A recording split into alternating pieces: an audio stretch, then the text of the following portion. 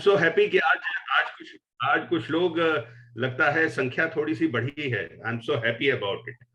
तो आपकी आपकी नॉलेज को सैल्यूट्स। अरे थैंक यू सो मच। कुछ नहीं, this is just a passion और कुछ नहीं, जस्ट ए पैशन। तो पांडे जी एक हाँ, बार इस बात को थोड़ा इलेबोरेट कर दीजिए कि वो जो आपने बताया था कि उस्ताद आमिर खान और किशोर कुमार की आवाज जो परफेक्ट ट्यून में है, हाँ, वो जरा एक बार समझा दीजिए। वो परफेक्ट, ये ट्यूनर जो होता है जिसमें ये नापा जा सकता है कि अगर किसी ने मा लगाया तो 320 हर्ट्ज पे जाएगा। अगर उसने सा लगाया तार इसका मध्यम का तो वो 240 पे जाएगा। अगर तार षडज का लगाया तो उसने वो 480 पे जाएगा। तो इसको ट्यूनर पे अगर नापा जाए कि किसी ने सा बोला है तो वो सीधा 300 इस पे ये क्या कहते हैं 240 पे रहेगा, 240 पे रहेगा। तो ये चीज ध्यान रखने के लिए जब होती है, जब देखा गया और लोगों में, तो Kishore Kumar was yes, he was there. तो इसीलिए उनको बहुत सुरीला गायक हमेशा से माना जाता रहा है। और इसमें जैसे कि मैंने कल भी कहा था कि ये चीज जरूर है, ये देयर इज समथिंग जेनेटिक, ये जीन्स में जरूर होता है। हमने बहुत से, मैं तो I am basically from A village, मैंने बहुत से फोक आर्टिस्ट को देखा है जो कभी संगीत नहीं सीखते हैं और इतने सुरीले होते हैं वो कि कुछ उसका जवाब नहीं। तो ये सब ईश्वर की देन है। ये तो इसमें कोई कमेंट करना कि उसको शास्त्रीय संगीत आता था या नहीं आता था, ये तो मुझे नहीं समझ में आता कि उसको कहना ठीक होगा, क्योंकि वो जब भी गाते थे वो बेसुरे कभी नहीं हुए। नहीं, वो कभी बेसुरे नहीं थे, कभी भी बेसुरे नहीं हुए, कभी नहीं। तो इसलिए लेकिन पांडे जी, जो रिस्पेक्ट ना सीखने वाले सहगल साहब को मिली है, वो रिस्पेक्ट क्यों किशोर को नहीं मिली? तो वो ना सीखने वाले सहगल साहब भी उसी तरह के थे। जब उस्ताद फैयाज खान साहब के पास वो पहुंचे हैं कि साहब मुझे सिखा दीजिए, तो आपको ये तो सब लोग जानते हैं, तो उन्होंने कहा तुम्हें सीखने की जरूरत नहीं, तुम्हारे तो गले में सुर बसता हुआ है, तुम्हें कुछ सीखने की जरूरत नहीं है। तो it is just like that, some people are there of that kind, जिनके जिनके जो है सुर बसा होता है, तो उन लोगों को तो फिर कुछ बात ही नहीं होती है उनको कुछ सिखाने की और सीखने की। Same thing was with Kishore Kumar भी तो नहीं सीखे होंगे। हाँ, उन्होंने भी नहीं सीखा, बिल्कुल नहीं सीखा। अब जैसे वो ओपी नैयर साहब की हम बात कर रहे थे, अब ओपी नैयर ने ऐसे ऐसे रागों का प्रयोग कर लिया। He was definitely, he made very beautiful, wonderful, year catching ऐसी ट्यून्स बनाई कि जो तुरंत पॉपुलर हो गई। तो अब उसमें राग कौन से आ गए? एक वो गीत है फिर वही दिल लाया हूं फिल्म का, देखो बिजली डोले बिन बादल की। तो नृत्य कंपटीशन है इनका, आशा पारेख और रानी का। और you see the wonderful composition, उसमें तबला तरंग का जो शुरू में प्रयोग किया गया है, और उसमें एक राग रामकली लिया गया है। रामकली राग ऐसा है जो कोई भूलकर प्रयोग नहीं करता, क्योंकि इतना बहुत ही कठिन है, भैरव थाट का राग है। खयाम साहब ने जरूर उसको प्रयोग किया है उमराव जान में, एक राग मालिका में। और बाकी ओपी नैयर साहब, इमेजिन, अब जैसे वो भैरवी जब गवाने की बात आई थी, हालांकि उसमें भी यही थी कि किशोर कुमार भी उसको बहुत ही अच्छी तरह से गाते, but that kind of thing is there कि अरे ये तो किशोर कुमार हैं और इन्होंने हो हल्ले के गाने गाए हैं और जोकर टाइप के, he is a person of that kind, तो इसलिए इनसे हम नहीं उसको गवाएंगे। मतलब he had that kind of, because he had worked in that those kind of movies, and so he had that kind of impression among all these music directors. तो उन्होंने कहा कि ये जो गीत है इसको रफी साहब इसका प्लेबैक देंगे रागिनी में, और वो देखिए वो प्लेबैक जो दिया है वो दैट्स ए सिंपल भैरवी, वो मनमोरा बावरा, it's a very very simple song. Kishore Kumar जैसा गाने वाला तो उसको पता नहीं, इजीली गा लेता, अरे क्या उसमें कुछ नहीं था। हाँ, बिल्कुल। सो ये चीज रही जरूर है हमारे पुराने म्यूजिक डायरेक्टर्स में कि वैसा उन्होंने करा लिया उनसे। But Kishore Kumar, yes absolutely, क्या क्या उन्होंने क्लासिकल कॉम्पोजिशंस इतने मुश्किल मुश्किल गाए हुए हैं। और वो मतलब, अच्छा एक चीज और उनके बारे में कही जाती थी कि he never said, never ever कि he knows classical music, but at the same time in his library it was said कि जो जितने भी रागों की पुस्तकें थी और जो भी उनकी जो ऑडियो लाइब्रेरी थी उसमें जो रिकॉर्ड्स थे वो वेस्टर्न क्लासिकल म्यूजिक और ये हमारे हिंदुस्तानी क्लासिकल म्यूजिक वो खूब सुनते थे। हाँ सुनते थे, तो बिल्कुल। तो इस तरह से हाँ, डैनी उनके फेवरेट थे जी। डैनी करके जो थे ना वेस्टर्न क्लासिकल म्यूजिक वाले गाने वाले, वो उनके फेवरेट थे। Absolutely absolutely. अब देखिए, अब उन्होंने वो ही वाज फॉलोइंग डैनी के डैनी के, हाँ उनको करते थे। और जो योडलिंग भी वो जो दो दैट एंड रॉबर्टसन या क्या नाम उनका था, मुझे आई एम जस्ट फॉरगेटिंग। सो उनको फॉलो करते थे।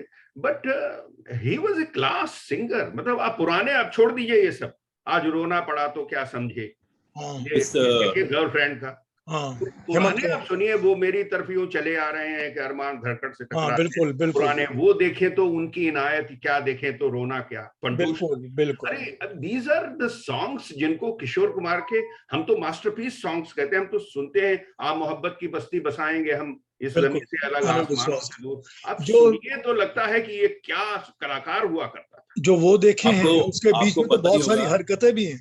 हाँ, बहुत जबरदस्त हरकतें। और वो आशा जी ने, मैं तो उसको, आशा जी की आवाज है उसमें, और मुझे ऐसा लगता था कि गीता गा रही है वो। एक बात आपको बताई होगी किशोर कुमार जी के बारे में, पंडित भीमसेन जोशी जो भारत रत्न है जी, जिन्होंने मतलब क्लासिकल का जो इनको सबसे उच्च कोटि का माना जाता है हमारे देश में। बिल्कुल बिल्कुल। जब ये गाना आया था ना, अमर प्रेम का चिंगारी कोई भड़के, उसके बाद जब उन्होंने वो सुना था, अपने वो साथ में महफिल में बैठे थे, उन्होंने ये बात कही थी कि अगर किशोर कुमार हमारी जगह यहाँ पे क्लासिकल गाता तो हम लोग तो सड़कों पे आ जाते। हम लोग हम इसके सामने टिक ही नहीं पाते। नहीं बिल्कुल। एक मुझे ध्यान आ गई बात सडनली पांडे जी, जब आपने वो मेगाहर्ट्ज की बात की है कि सास का, षडज का और मध्य का। एक बर्मन ने, आर डी बर्मन ने एक गाना बनाया था जिसके आलाप में, शुरू में, इंट्रोडक्शन में उन्होंने शुद्ध षडज से लेकर तीव्र षडज तक एक आलाप दे दिया था। हाँ। ठीक है। और जब उन्होंने वो आलाप एक्सप्लेन किया था अपने उसमें बजाकर, ऑर्केस्ट्रा पे, अपने म्यूजिक के पियानो पे बजाकर, तो किशोर ने कहा था मैं नहीं कर सकता। तो उन्होंने कहा था, आर डी बर्मन ने कहा था कि तुम्हारे सिवाय तो ये कोई कर ही नहीं सकता। तो वो आपको पता नहीं ध्यान होगा कि नहीं होगा, वो गाना है, हे यूं जाता जहाँ तेरी ये नजर है, शायद ये वाला गाना। अच्छा वो मुझको खबर है, शायद ये गाना है वो। पर उसका शुरू ही इस तरह से वो करता है, वो कालिया का। हाँ शायद। तो वो उसको कहता है कि तुम्हारे सिवा तो कोई कर ही नहीं सकता। तो वो लोअर सा से लेकर अपर सा तक एक ही उसमें चला जाता है। बिल्कुल बिल्कुल। अच्छा, जैसे पंडित भीमसेन जोशी जी की आपने बात की, तो उन्होंने एक जगह और कहा था कि ये फिल्म वाले, जैसे हमने, क्योंकि I have interacted this with lot of classical musicians because of my work and also lot of music directors जो हमारे फिल्म वर्ल्ड के हैं। तो पंडित भीमसेन जोशी जी ने कहा था कि ये जो लता मंगेशकर गा लेती हैं जो गीत, जैसे मान लिया आशा जी ने झुमका गिरा रे गाया, या वो पीलू में है वो भी, तो उसको ये कहते हैं कि आशा जी और लता जी को कहा जाए कि हमारे क्लासिकल गा दीजिए तो वो गा लेंगी उतने ही परफेक्शन से, लेकिन अगर हमको कहा जाए कि झुमका गिरा रे गा दें तो हमको मुश्किल हो जाएगी। मुश्किल होगा, हाँ, because they trained in a different way. Yes. So that is the thing. Everybody is important. Everybody is. तो अपनी जगह पे सब उस्ताद हैं। अगर किसी को नीचा उसमें कंपेयर करने से कोई जरूरत नहीं है। मैं तो इसीलिए कह रहा हूँ कि किशोर कुमार का और बाकी रफी साहब का क्या, आप देखिए ना, सब अपनी अपनी जगह पे हैं। आपने जो नाम लिया अभी, मैं उसी के बारे में सबका एक और बात कहना चाहता हूँ about Manna Dey. I was in, मैं रेडियो में इंटरव्यू करता था, तो I called Manna Dey once. ये आज से कोई 20 साल पहले की बात है। जी जी। तो मैंने उनको बुलाया था, उनके घर गया था, 2 बार उनसे मिला था, फिर उनको रेडियो स्टेशन बुलाया, फिर वो आए। फिर नेचुरली मैं क्योंकि किशोर भक्त हूँ, तो नेचुरली मुझे एक चतुरनार की बात तो करनी थी।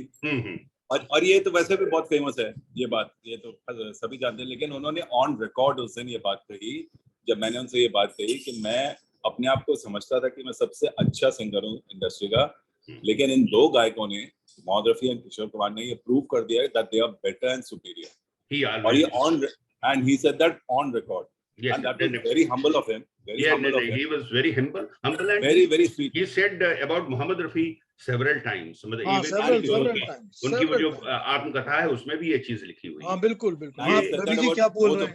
हाँ रवि जी। जी मैं एक प्रश्न पूछना, छोटा, आवाज नहीं आ रही क्या? सहगल जी ने भी, केएल सहगल जो थे, उन्होंने भी क्लासिकल सीखा हुआ था? नहीं, केएल सहगल साहब के बारे में भी कहा जाता है कि उन्होंने क्लासिकल नहीं सीखा। He didn't. बल्कि मतलब जिन लोगों के पास वो सीखने गए, उस्ताद फयाज खान आगरा घराने के, was one of them, तो उन्होंने मना कर दिया कि आपको कोई जरूरत नहीं है सीखने की, क्योंकि आपके गले में जो सुर बसते हैं वो कोई सिखा नहीं सकता। मैंने सुना है, पता नहीं कितना सही है, कि किशोर जी सहगल जी को अपना गुरु मानते थे। बिल्कुल मानते थे। एट द सेम टाइम देखिए, किशोर कुमार मोहम्मद रफी को अपना गुरु मानते थे। इमेजिन, उनको भी मानते थे। वो कहा जाता है, मतलब this is again on documented somewhere, कि उनके ड्राइंग रूम में सिर्फ 2 तस्वीरें थी, एक केएल सहगल की और दूसरी मोहम्मद रफी की। So it was like that. अब दोनों ये समझ लीजिए कि कोई एक दूसरे के कॉम्प्लीमेंट्री थे। ऐसा नहीं था कि किशोर कुमार अगर ऊपर उठ गए, नहीं कुछ नहीं था, आराधना के बाद तो रफी साहब की, ना, they were very fond of each other. They were fond of each other, और हम लोगों के लिए बहुत जरूरी दोनों लोग। हाँ बिल्कुल, करेक्ट, एग्जैक्टली। एक आपको बात बताऊं कि ये मुझे इसने अमित कुमार ने कहा था। मैं अमित कुमार के साथ मैं 1.5 दिन यहाँ पर एक साथ था। अच्छा। मैं हम लोग फिल्म भी देखने गए, खाना भी खाने गए, सब कुछ। वाह। तो अमित कुमार ने मुझे ये कहा कि मुझे पिताजी ने एक दिन कहा बुला के कि तो अब तुम गाना गाना शुरू कर दिया तुमने फिल्मों में, तो ऐसा करो कि ये मैं तुमको 3 गाने सहगल के बता रहा हूँ, इनको प्रैक्टिस करो। तो अमित कुमार कहता मेरा तो दिमाग खराब हो गया, क्या पागलों जैसी बात कर रहे हैं, ये मैं क्यों करूँ, ये पुरानी चीजें मैं तो नहीं करता। तो कहते फिर उन्होंने मुझे इंसिस्ट किया कि नहीं करो प्रैक्टिस। तो कहते जब मैंने उसको प्रैक्टिस करना शुरू किया सीरियसली, तब मुझे समझ में आया जाके कि ये इतनी डिफिकल्ट चीज है कि मैं इसको अचीव कर ही नहीं पा रहा हूँ। And I tried it so many times, hundreds of times to only achieve that song of Saigal if I could sing it like him. अब मैं आपको एक बात बताता हूँ कि ये मुझे HMV के रिकॉर्डिस्ट ने बताया था। जिन दिनों में डमडम HMV जाया करता था अपने कुछ कैसेट्स वगैरह लेकर उनको गाने देने के लिए, तो उसके रिकॉर्डिस्ट ने मुझे बताया था कि हमारे पास किशोर कुमार का केएल सहगल को ट्रिब्यूट के नाम पर केएल सहगल के 12 गाने गाए हुए रिकॉर्ड किए पड़े हैं। Oh my God.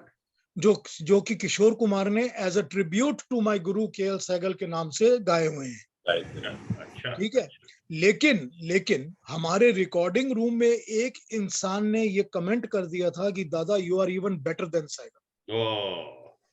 जैसे ये कमेंट उनके कानों में आया, उन्होंने कहा कि ये जिंदगी में कभी पब्लिश नहीं किया जाएगा, क्योंकि मैं नहीं चाहता कि कोई ये कहे कि better. Similar type of thing was commented by उस्ताद अब्दुल करीम खान साहब, जब बहुत ही पुराने, यानी बड़ौदा से फिर वो साउथ गए एंड जबरदस्त ठुमरी सिंगर एंड ख्याल सिंगर, उन्होंने जब 1935 में, मतलब वो तो 30s में ही चले गए थे, तो 1935 में जब उन्होंने ये देवदास फिल्म देखी सहगल साहब वाली, तो उसमें जो ठुमरी है पिया बिन नहीं आवत चैन, ये ओरिजिनल ठुमरी उन्हीं की है, यानी उस्ताद अब्दुल करीम खान साहब की। उन्होंने, और झंझोटी राग में है, उन्होंने जब ये सुना तो उन्होंने कहा अरे बाप रे, ये मुझसे भी अच्छा सहगल साहब ने गाया है, similar type of comment. And unfortunately, that Thumri is available only in the film. No record has been made for that. Thumri हालांकि 1.5-2 मिनट की है वो ठुमरी, लेकिन वो सुनने लायक है। फिल्म से निकाल करके फिल्म के ट्रैक में है, तो फिल्म में देखते समय वो आती है, लेकिन अद्भुत है। क्या गायन था सहगल साहब का। एक जगह पर कानन देवी ने एक जगह पर लिखा है कि जब रिकॉर्डिंग रूम में सब कोई रिकॉर्डिंग करनी होती थी, तो जैसे वो पुराने जमाने में वो एक अपना मेन उनका वीणा होती थी जिसके एक सुर के ऊपर बाकी सब अपना सुर बैठा लिया करते थे। तो कहते थे हम लोग के रिकॉर्डिंग रूम में क्या होता था कि सहगल साहब आते थे और वो एक नोट पर अपना आ कर लेते थे, फिर उसके ऊपर सारे म्यूजिशियन अपना तान बैठाते थे।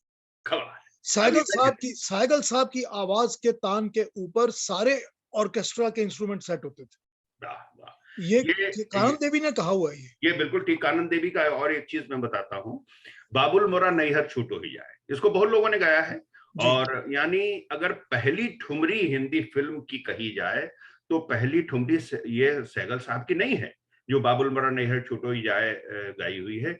यही ठुमरी दुर्गा खोटे जी ने 1931 की ट्रैप्ड फिल्म में गाई हुई है, जिसका रिकॉर्ड नहीं बना। लेकिन जब ये गाई हुई है भैरवी की ठुमरी है, बहुत ही मशहूर ठुमरी। बात को तो मेरे पास तो इसके करीब 26 रिकॉर्ड डिफरेंट पीपल के रिकॉर्डेड अवेलेबल हैं।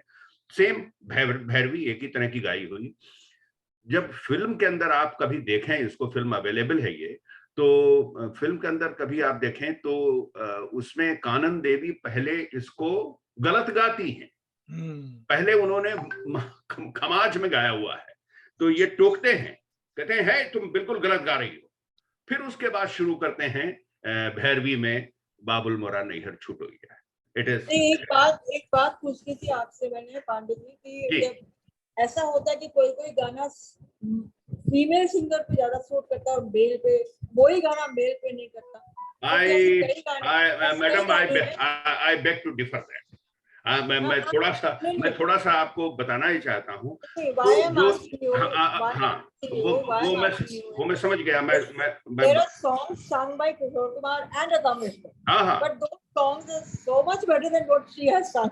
अच्छा, अब मैं आपको मैं आपको थोड़ा सा ये बात तो किशोर दा के बारे में है कि कोई भी ऐसा गाना जो डबल वर्जन में है किसी और सिंगर ने गाया हो, हमेशा किशोर कुमार का वर्जन ही हिट रहा है। ऑलवेज बिल्कुल। इवन थोड़ी सी मेरी बात का मौसम, प्यार का मौसम में जो है तुम बिन जाओ कहां, वो हीरो के लिए गाया क्या मोहम्मद रफी ने, और किशोर ने गाया कैरेक्टर आर्टिस्ट के लिए। In spite of that his song is such a big hit, और वो वाला नहीं चला। ऐसा हुआ है, अब मेरी बात सुन लें आप प्लीज, कि टेंडम सॉन्ग्स जिनको कहते हैं, यानी जो मेल वॉइस में भी है, फीमेल वॉइस में भी है, इसका ट्रेंड 50s में ही चला हुआ है। 50s के आगे फिर बहुत से गीत ऐसे, हमें लगता है 300 से ज्यादा गीत ऐसे हैं जो कि इस तरह से गायन है, मे बी मेनी मोर। तो 300 से ज्यादा तो मैंने एक जगह पे मैंने ही इकट्ठे किए हुए हैं, मे बी अराउंड 500 प्लस, और it will be like that. But only thing is कि देखिए, एक चीज रेंज होती है जो खरज से, यानी तो नीचे मंद्र सब तक के षडज से लेकर के तार षड तक जाने की जब बात होती है, उसमें थोड़ा सा एडवांटेज बिकॉज ऑफ बेस ये मेल मिल जाता है, बिकॉज मेल सिंगर को मिल जाता है। इसी के एग्जाम्पल में आप कोई भी देखें, रात और दिन दिया जले मेरे मन में फिर भी अंधियारा है, Mukesh outscores Lata ji, only because of this reason, although she has sung wonderfully। अच्छा, सिमिलरली आप चंदन सा बदन चंचल चितवन, मुकेश के सब गाने को याद रखते हैं, लता जी के गाने को सब सुनते हैं, लेकिन जो याद करते हैं वो मुकेश के गाने को याद करते हैं। इसी तरह से तुम मुझे यूं भुला न पाओगे, वो भी देखिए रफी साहब को याद किया जाता है और लता जी को भी सुना जाता है। सिमिलरली जब इस गाने की रिकॉर्डिंग हो रही थी, मेरे नैना सावन भादो, मेरे नैना, अच्छा, अब इसमें ये अमित कुमार जी ने खुद एक इंटरव्यू में बताया हुआ है कि साहब जब इन्होंने आर.डी. बर्मन ने कहा दादा एक गाना गाना है, तो कहते हैं गा देंगे। तो उन्होंने कहा कि शिवरंजनी में है, तो कहते हैं वो क्या होता है? किशोर कुमार कहते हैं अरे दादा मजाक नहीं करिए, आपको गाना है और इसको लता जी भी गा रही हैं। तो कहते हैं अच्छा लता जी गा रही हैं, तो वो तो उनको गाना है कि गा चुकी हैं? तो कहते हैं वो गा चुकी हैं। कहते हैं गा चुकी हैं, अच्छा फिर ठीक This was the comment. And just compare both the songs. Yeah. I don't underrate. There's no comparison. Comparison ही नहीं। आरडी ने इसमें कोई सिंगिंग की बात नहीं है, इसमें कोई सिंगिंग स्टाइल की उनके इनपुट की बात नहीं है। It is because of the range of notes, जो वॉइस जो कि एक सिंगर दे सकता है, तो वो उसमें थोड़े से मतलब नॉट ऑल, सभी नहीं। हेमंत कुमार से कहेंगे तो वो उनका रेंज उतना नहीं है जितना कि रफी साहब का है, जितना कि किशोर कुमार का है, जितना इवन मुकेश का भी उतना नहीं ऊपर तक जाएगा। लेकिन ये है तो ये तो नेचुरल चीज है, तो इसको लोग पांडे जी दो बातें मैं कहूंगा यहाँ पर। पहली बात तो आपके उसके पर आ जाता हूँ, ये मेरे नाना पर जी। ये आर.डी. बर्मन ने एक जगह कहा था कि ये 10 दिनों तक उन्होंने लता मंगेशकर का वर्जन सुना था किशोर कुमार साहब ने, और उसको प्रैक्टिस किया था, और प्रैक्टिस करने के बाद फिर वो स्टूडियो में आए थे कि अब मैं रेडी हूँ। तो उन्होंने सुनकर उसको तैयार किया था अपने आप। दूसरी मैं आपको ये बात कहना चाहता हूँ कि मेरे ख्याल से कि हर एक टैंडम में male voice is always more popular and more hit, हर एक गाने में, इंक्लूडिंग अगर आप देख लेते हैं, मतलब सबसे वीक वॉइस इन सब में होती है महेंद्र कपूर की। लेकिन अगर आप उसका भी देख लेते हैं, दिल लगाकर हम ये समझे दिल लगी क्या चीज, तो भी is a bigger hit than Asha Bhosle. या ढूंढे तुझको नैन दीवाने आजा आजा रे। हाँ ठीक है ना, he is bigger hit than the female version. Yes yes. But एक चीज मैं बताऊंगा, देयर इज वन सॉन्ग, देखिए मैं उसको भूल रहा हूँ, otherwise I have got that song. वो अकेला गाना है जो लता जी की आवाज में भी है और आशा जी की आवाज में भी है, सेम सॉन्ग सोलो। हाँ, बरसात बिन बादल बरसात है ना, उसमें है। इधर नहीं, देयर इज वन 50s की पिक्चर है, उसमें है, वो हमारे पास है। नहीं तो ऐसे एक शमशाद और लता का भी है, शमशाद और लता। हाँ, I tell you Shamshad is superior. अच्छा, I tell you in that Asha ji की आवाज ज्यादा अच्छी लगती है। हाँ, उसमें again bass, you are right, absolutely. तो it is because of that. तो बहुत सी चीजें हमारे कान जो सुनना चाहते हैं, जिनकी चाह रहती है, जब वो मिल जाता है तो उसमें हमेशा तारीफ करता है आदमी की, आओ ये देखिए क्या चीज मिल गई। मुझे एक और गाने की याद आ रही है यहाँ पे, जब आपने किशोर और लता जी की बात की, तो एक और गाने की याद आ रही है which I think was even a bigger contrast than मेरे नैना सावन भादो। अच्छा, वो गाना है मंजिल का। एब्सोल्युटली। हाँ, उसमें मैं आपको बताऊं, हाँ, उसमें मैं आपको बताऊं, ये बात मैंने नोट भी की थी, और ये बात मुझे अशोक कुमार दादामुनि जी ने भी बताई थी। अच्छा, उनके भी घर गया था मैं, उनसे भी बातें करने गया था, तो उन्होंने ये बात बताई थी कि इस गाने में आर.डी. बर्मन ने लता मंगेशकर के वर्जन में जान लगा दी थी विद यूजिंग हिज इंस्ट्रूमेंट्स। आप सुनिए कभी भी ये गाना Lata Mangeshkar, what instruments is used, fabulous, बहुत अच्छा लगता है सुनने में। लेकिन लेकिन किशोर दा में कोई कुछ भी यूज नहीं किया, it was just Rimjhim Gire Sawan that carried the song. And he said वो इसीलिए बिकॉज़ आर.डी. न्यू कि ये जो किशोर कर रहा है ये लता नहीं कर पाएगी, तो उसको सपोर्ट के लिए और थोड़े म्यूजिकल इंस्ट्रूमेंट्स डालें हम। उन्होंने किया, बट इट डिडंट वर्क। और हालांकि same thing you had mentioned, same thing was this तुम बिन जाऊं कहां। उसके बारे में शर्मा जी उसके बाद काफी हमसे हो चुकी है, वो बताएंगे। शर्मा जी बताएं जरा तुम बिन जाऊं कहां की कहानी। नहीं, उसकी कहानी ये है कि क्योंकि किशोर ने उसका बंगला वर्जन पहले गाया हुआ था, एक दिन पखी उड़े जाबे जे आकाश, 2 साल पहले उसने गाया था और सुपर हिट था वो। तो इसीलिए जब उसको हिंदी में जब उसको आर.डी. ने कहा कि ये गाना बना रहे हैं, उसको it was like his home ground. उसको लगा कि ठीक है, ये तो मैं पहले गा चुका हूँ, इसमें क्या है, I will do it again. तो उसने उसी तरह की यॉडलिंग, उसी तरह की सारा कुछ करके इसमें दोबारा गा लिया था। ही डिडंट केयर कि वो किसके लिए प्लेबैक भरत भूषण पर हो रहा है कि नहीं हो रहा है। And I think Rafi Sahab was not, he would have never heard that Bangla song. No, he probably never heard that.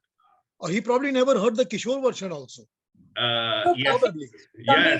वही मैं कह रहा हूँ।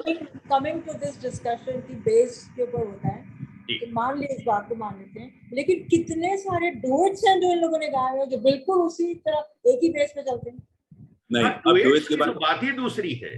एक डुएट की बात अब मैं करूं आपको, डुएट्स तो एक स्केल में रहते हैं और सेमी, वो तो बात ही दूसरी है। नहीं, मैं 2-3 डुएट जानता हूं जो किशोर कुमार और लता मंगेशकर ने गाए हैं, जिनमें एकदम स्टार्क कॉन्ट्रास्ट आता है अगेन किशोर कुमार के पिच पे कितने हद तक वो जाए। जैसे भैया you must be knowing this, Babli you also must be knowing this, देश परदेश का जो गाना है, जैसा देश वैसा भेष, राजेश रोशन का म्यूजिक, उस गाने में झूठ बोलू ना बोलू रे जैसे किशोर ने गाया है अंतरे में, लता मंगेशकर ने घूंघटा खोलू ना खोलू रे फट जाती उसके बाद, पहुंचती नहीं उस पिच में। अब ये मैंने नोट किया, आप कभी भी सुनो ये गाना, पहुंचती नहीं उस पिच पे। किशोर का इतना स्मूथ पहुंचता है दैट आप रियलाइज ही नहीं करते हो कब वो पहुंच के आगे निकल गए। ऐसे हरे राम हरे कृष्ण का भी गाना है, उसमें भी ऐसे ही है, मैंने नोट किया।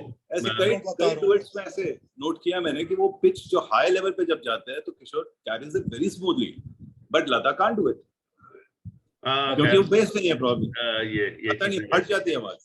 यू नो वो जो गाना है ना 1942 अ लव स्टोरी के का जो 2 वर्जन्स में है, कुमार सानू, या हालांकि Lata Mangeshkar is a far superior singer to Kumar Sanu, we prefer the Kumar Sanu version. नहीं, पर उसमें तुमको एक बात बताता हूँ कि कुछ ना कहो कुछ भी ना कहो, जो लता मंगेशकर का गाना है वो आर.डी. बर्मन की डेथ के बाद रिकॉर्ड हुआ है। ठीक है, जब उन्होंने आर.डी. बर्मन के जो टैक्स थी सारी की सारी फिल्म की, आशा भोसले अपने साथ घर ले गई थी और उसने कहा था कि मैं रिलीज तब करूंगी जब मुझे पता चलेगा कि आपने पेमेंट पूरी की है कि नहीं की। विधु विनोद चोपड़ा को कहा था उसने। तो उसके बाद उसने वो गाने सुनाए लता को कि ये देखिए जो लास्ट इसकी क्रिएशन है, इसके गाने को सुन लीजिए, क्योंकि आशा का उसमें कोई गाना नहीं है। हमारे आरसी राय साहब जुड़ रहे हैं लखनऊ से, हमारे मित्र हैं। नमस्कार राय साहब। नमस्ते राय जी, ने भी उनकी ऑडियो। नमस्ते राय साहब। वो अभी लगता सुन नहीं पाए हैं। अच्छा जी, प्लीज गो अहेड। तो उसने क्या किया कि उसने गाने सुनाए उसको लता को, तो लता ने कहा कि ये वाला गाना, वो कविता कृष्णमूर्ति की आवाज में रिकॉर्डेड है। तो उसने कहा कि ये वाला गाना मैं गाऊंगी क्योंकि उसकी फर्स्ट फिल्म मैंने गाई थी, लास्ट भी मैं गाऊंगी। तो ये तो विधु विनोद चोपड़ा को बोल दो कि ये मैं रिकॉर्ड करा रही हूँ फिर से, और कविता कृष्णमूर्ति को भी कह दिया गया कि ये लता रिकॉर्ड करा रही है। लता को मना तो कोई कर नहीं सकता। तो ये गाना जो लता का है ना, ये आर.डी. के डेथ के बाद रिकॉर्ड हुआ है और ये उसके म्यूजिशियंस ने इकट्ठे होकर किया है। Very nice. तो वो ओरिजिनल जो है उसका, वो कविता कृष्णमूर्ति का है।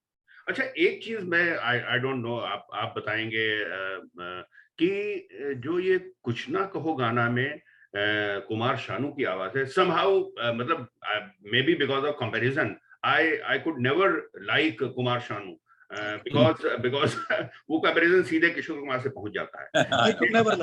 लेकिन इस गाने को उस व्यक्ति ने इतना अच्छा गाया है, इस गाने को because of the music director, the credit goes a lot to the music किया गया है। I won't say entirely। मैं आपको एक बात बताता हूँ पांडे जी, आपसे शेयर करनी थी, एक बार सोचा था करूंगा। जी। एक 5 सीडी की कलेक्शन है, 5 सीडी मतलब 100 के आसपास गाने होंगे जो कि सोनू निगम ने गाए हैं रफी के लिए। सब रफी के गाने हैं, वो सोनू निगम ने गाए हैं। ठीक है, वो कोई 5 सीडी की कलेक्शन है। तो मैं किसी को अच्छा बुरा नहीं कह रहा हूँ, लेकिन वो मैं एक बार उठा के ले आया कि चलो इसको सुनता हूँ। तो मैंने बड़ी तन्मयता के साथ अपनी गाड़ी में जब मैं ड्राइव करता हूँ और मैं जब लॉन्ग डिस्टेंस ड्राइव करता हूँ, बड़ी तन्मयता के साथ उन गानों को सुना जो सोनू निगम ने गाए हैं, मोहम्मद रफी साहब के गाने। उसमें मेरे को सुनकर एक बात समझ में आ गई, ये समझ में आ गई कि अगर सोनू निगम कहीं 50s के अंदर आया होता तो वो सिंगर बन ही ना पाता। ना इंडस्ट्री से बाहर फेंक दिया। बिल्कुल, क्योंकि वो कुछ रफी साहब के सामने तो वो कुछ है ही नहीं।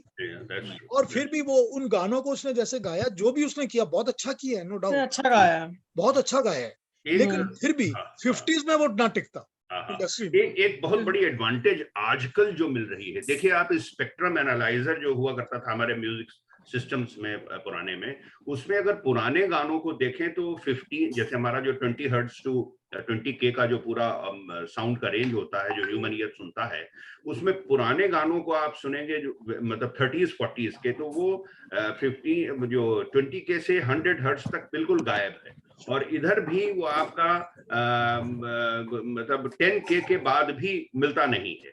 The reason was that recording, एक तो रिकॉर्डिंग इक्विपमेंट्स, और दूसरी चीज ये थी कि जो instruments which were generating these frequencies, they were also not there. They are now available in the electronic format. अभी आजकल की टेक्नोलॉजी में जो रिकॉर्डिंग होती है वो पूरा का पूरा बैंड छाया रहता है आपका 20 हर्ट्ज से 20 के तक, इवन हायर नोट्स में रिकॉर्ड होते हैं जो हम लोगों को सुनाई नहीं देते हैं।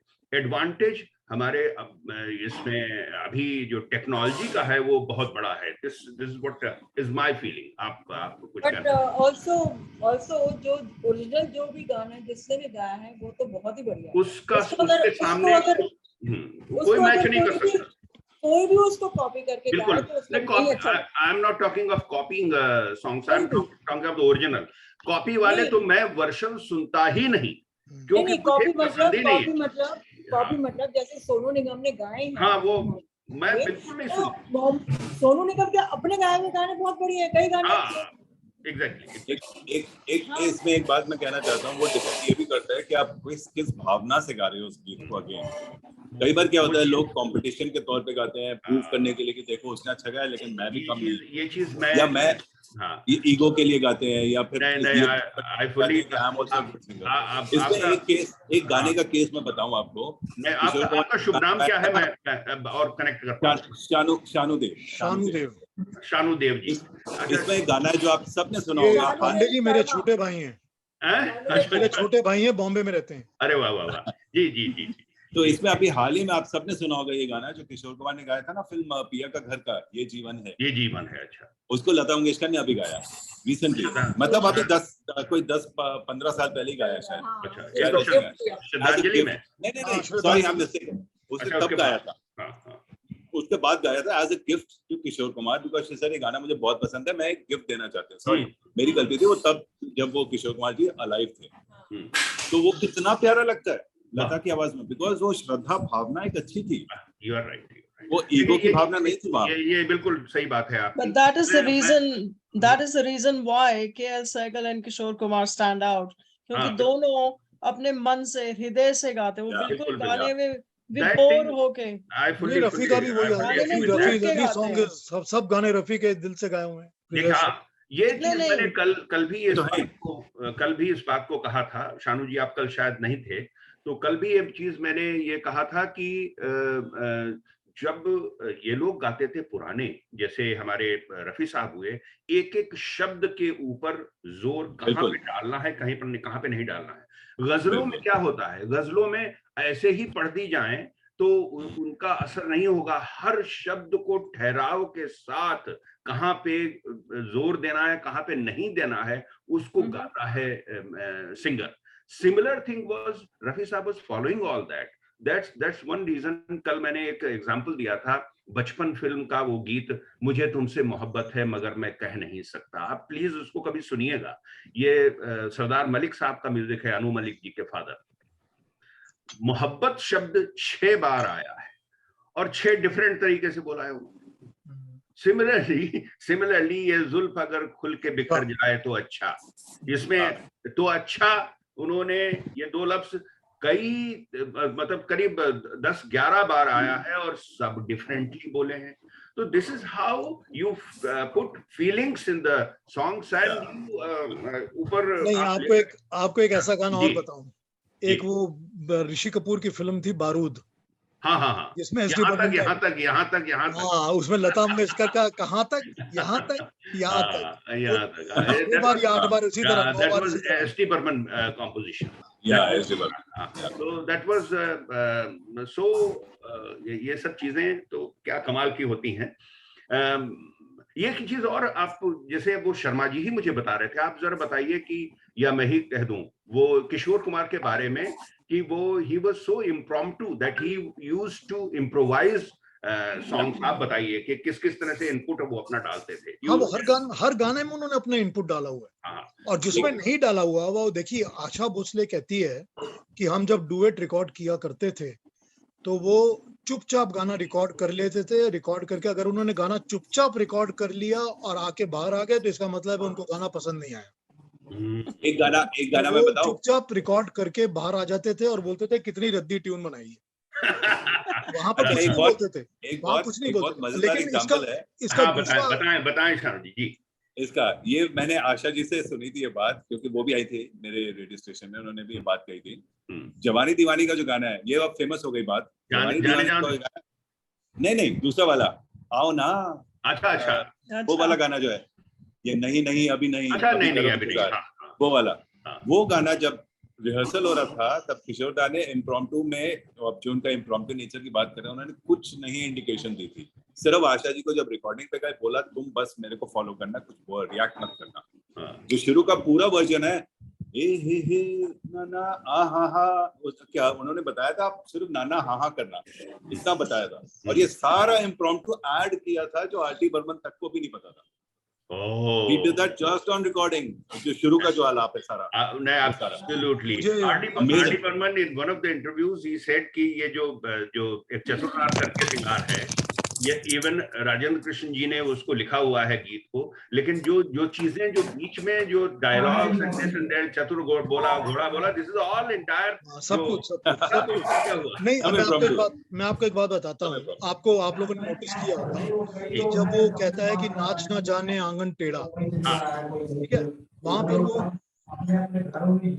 वो लगता है कहीं खुला रही है, वहां पर वो एक वर्ड यूज करता है, ओ कीड़े। हाँ। पहले कहता है टेढ़े, फिर कहता है केड़े। अच्छा, पता आपको केड़े वर्ड क्या होता है?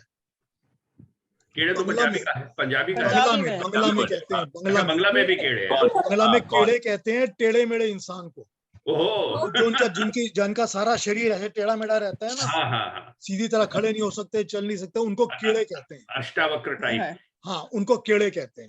यही केड़े की उच्चे ऐसे बोलते हैं। अच्छा, बंगला वो जो उसने वर्ड यूज किया केड़े, वो अच्छे बंगालियों को भी समझ में नहीं आता है कि इसने कहाँ से खींच के समझ के वो वर्ड निकाल दिया यहाँ पर केड़े के साथ मैच करके। देखिए, हर गाने में इम्प्रॉम्प्टू कुछ ना कुछ इम्प्रोवाइजेशन किशोर कुमार करते ही थे। अब वो जो देखिए, जो उसका जो गर्लफ्रेंड का जो गाना है, ठीक ही कहती हो मैडम मैं पागल हूँ, पी पाँच चू जो करता है वो, उसको कौन, मैंने वही हेमंत कुमार को पूछा था, मैंने कहा ये आपने उनको बताया था? तो उन्होंने मुझे कहा इसको कौन बता सकता था, किशोर को कोई कुछ नहीं बता सकता था, सब कुछ अपने आप किया करते थे। That's very true. But at the same time, the serious songs, देखिए गर्लफ्रेंड का आपने नाम लिया, वो किशोर कुमार सुधा मल्होत्रा वाला जो डुएट है, मतलब अल्टीमेट इतने अच्छे डुएट्स बने हुए हैं। कश्ती का खामोश सफर, शाम भी है तन्हाई भी, पर बजती है लहरों की शहनाई भी, आज मुझे कुछ कहना है। इतना सुंदर गाना, इतना खूबसूरत गाना है वो, इतना these are the beautiful songs. They're all beautiful. Yes. Each one is a gem. Absolutely. Every single one of them. Absolutely. But I think it's always a voice which is a very, very determining factor. हर चीज में अगर आप mic के सामने हो और आपकी आवाज अच्छी हो तो half the battle is won. Of course talent तो चाहिए, एंड में तो बहुत टैलेंट चाहिए, और आपका सीखा हुआ सब कुछ है, आपके अंदर कितना है वो सिंगिंग प्रोवेस वो सब है, but voice is a very strong factor. बहुत बड़ी चीज। एक और इसीलिए किशोर सहगल एंड लता मंगेशकर एंड आशा भोसले, ये चार इसलिए आउटस्टैंडिंग सिंगर्स हैं because of their voice also because of Rafi Sahab. But I think Kishore wanted to have fun equally. Rafi साहब his voice was a little less, मतलब वो इतना बेस नहीं था जितना इन चारों में था, जितना इवन लता में नहीं था, बट रफी में मेरे ख्याल से बेस थोड़ा कम हो गया। नहीं, he was equally not as much as Kishore or Sehgal or Mukesh also. मैंने वो गाने सुनिए आप, दिल लगी के, तेरे कूचे में अरमानों की दुनिया लेके आया हूँ, तो आप you will definitely see, या और वो दूसरा वाला भी जो दिल लगी के दोनों गीत, the first solos of Rafi साहब, वो हालांकि उसके पहले वो सफर में उन्होंने और गाया हुआ था ना 1946 में। ठीक बात है। I tell you these were giants. इनके सामने आजकल के जो हम उनको यही कहते हैं कि भैया हम बहुत से प्रोग्राम क्योंकि ऑर्गेनाइज करते रहते हैं और इन द रिहर्सल्स ये चीज जरूर बताते हैं कि भाई तुम लोग जो गा रहे हो क्या बचा के ले जाओगे घर में, गिव योर 100%। एग्जैक्टली रो नहीं है, स्टेज प्रेजेंस खराब है, टेढ़े मेढ़े खड़े हुए हैं, माइक पकड़ना ठीक तरह से नहीं आता है, and they want to become singers and idols. तो ऐसी चीजों में खुद तो भाई खुद को अपने को इम्प्रूव करना पड़ेगा ना, then only you have to come to that. So that's the thing. मुझे पांडे जी मेरे फादर ने मुझे ये बताई थी बात। मेरे फादर लाहौर से थे, तो उनका लाहौर में ही घर वगैरह था, पार्टीशन के दौरान आए हुए हैं। तो मेरे फादर ने मुझे ये बात बताई थी कि हम लोगों को वो साजन और सफर दो फिल्म के गाने सुनकर ही हमको पता चल गया था कि मोहम्मद रफी हमारे ऑल इंडिया रेडियो लाहौर का आदमी है और बॉम्बे में चला गया। देखिए तभी से रफी को पहचान लिया था। आए तुम और बिल्कुल लगे तारीफ, क्या कमाल के, बाप रे। बिल्कुल, दोनों श्री रामचंद्रा की कंपोजिशंस हैं। और रफी तभी पॉपुलर हो गया था कि हमको पता चल गया था कि हमारे लाहौर का सिंगर है ये रफी। तो एक और बात थी किशोर कुमार में कि वो गाना पूरा एंजॉय करके गाते थे। बिल्कुल बिल्कुल, वो पूरा उसका आनंद लेके, and that's why he would like to improvise, and that is why I think it's like the mark of a genius कि आप कभी भी एक चीज दोबारा नहीं करते हो। Genius never repeats himself. बिल्कुल ठीक बोल रही है। अरे आज ही हम लोग सुन रहे थे मनीषा, आज ही हम लोग सुन रहे थे रेडियो में खाई के पान बनारस वाला पान डाल के मुंह में पान डाल के गाना गाया, and he didn't want to sing the song. आज ही सुन रहे थे रेडियो में, दीदी भी साथ में थी। he said कि मैं एक ही बार गाऊंगा, अच्छा लगा तो रखना, नहीं लगा तो नहीं रखना किसी और को। और आजकल के किसी भी सिंगर को कह दीजिए पान खा के गा दीजिए तो हम किस तरह का गाएगा आप समझिए, गले में अटक जाएगा। पांडे जी कल आपने जो बताया था ना वो सारे रागों के बारे में और connected to the elements in the body, वो दोबारा एक बार बताएंगे क्योंकि आज रिकॉर्डिंग हो रही है। ओहो, अच्छा। अरे वो तो बड़ा लंबा है, तो could we use your knowledge to at least have that, repeat it if you don't mind? नहीं, हम ऐसा करेंगे कि I'll make a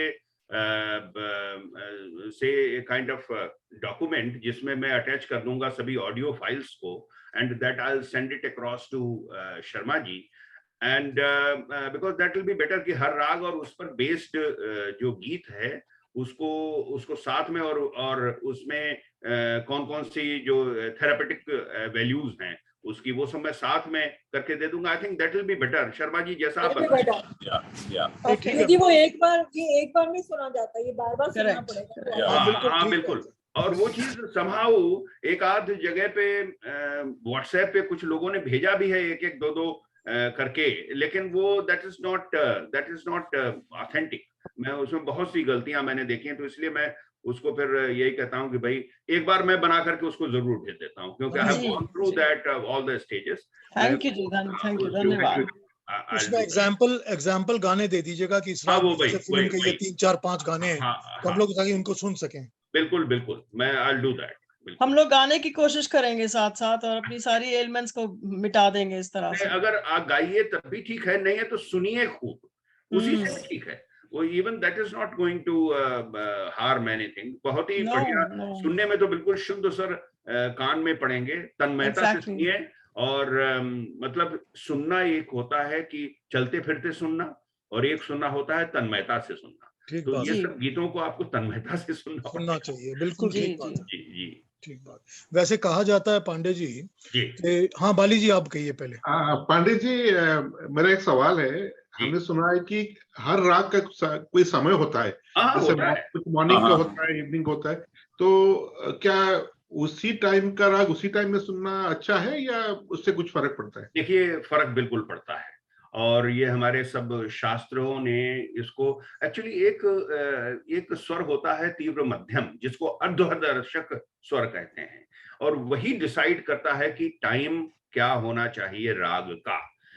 तीव्र मध्यम के अनुसार ही जो संधि प्रकाश राग हैं मॉर्निंग के और इवनिंग के दोनों बनाए गए हैं। मॉर्निंग के कौन कौन? भटियार, ललित, ये सब देखिए, ललित का वो गीत मंजिलें अपनी जगह है, रास्ते अपनी जगह, बहुत सुंदर, बहुत ही सुंदर मुश्किल गीत है। That's a very very difficult sound. Lalit का तू है मेरा प्रेम देवता, ये सब ललित के गीत हैं।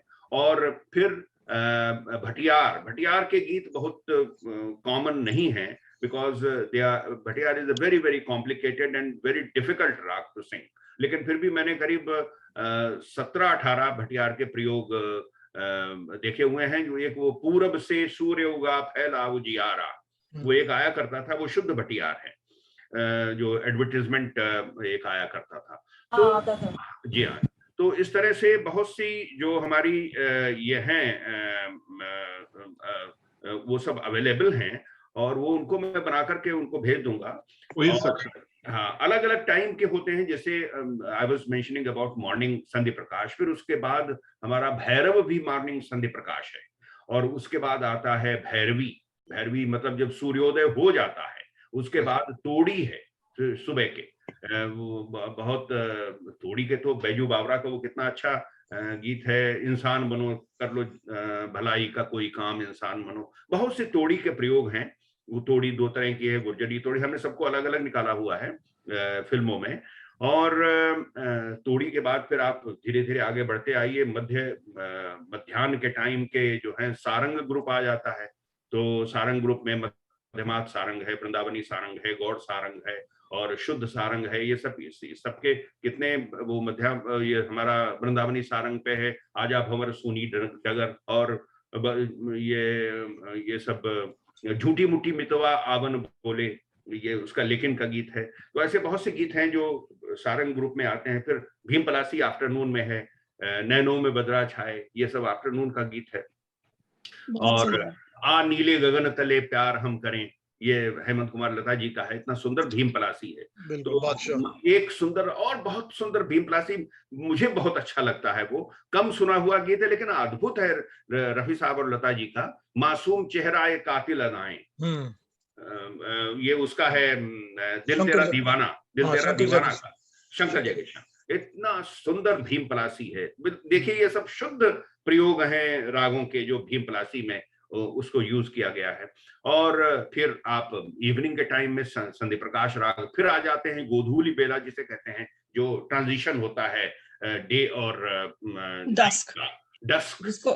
हाँ, तो उस टाइम पे के राग अलग हैं। मारवा उस समय का है, और ये हमारे यमन मारू बिहाग, फिर वहां से शुरुआत हो जाती है।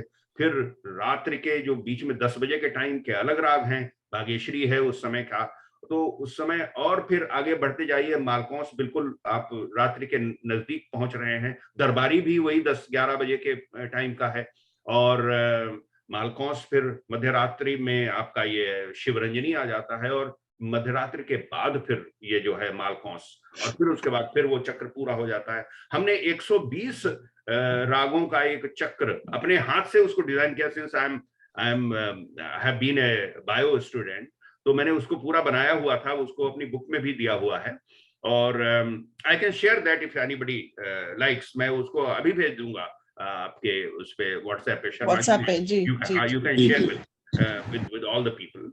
तो ये रागों का समय के अनुसार ये होता है, बट कर्नाटक म्यूजिक में समय का अनुपालन नहीं होता।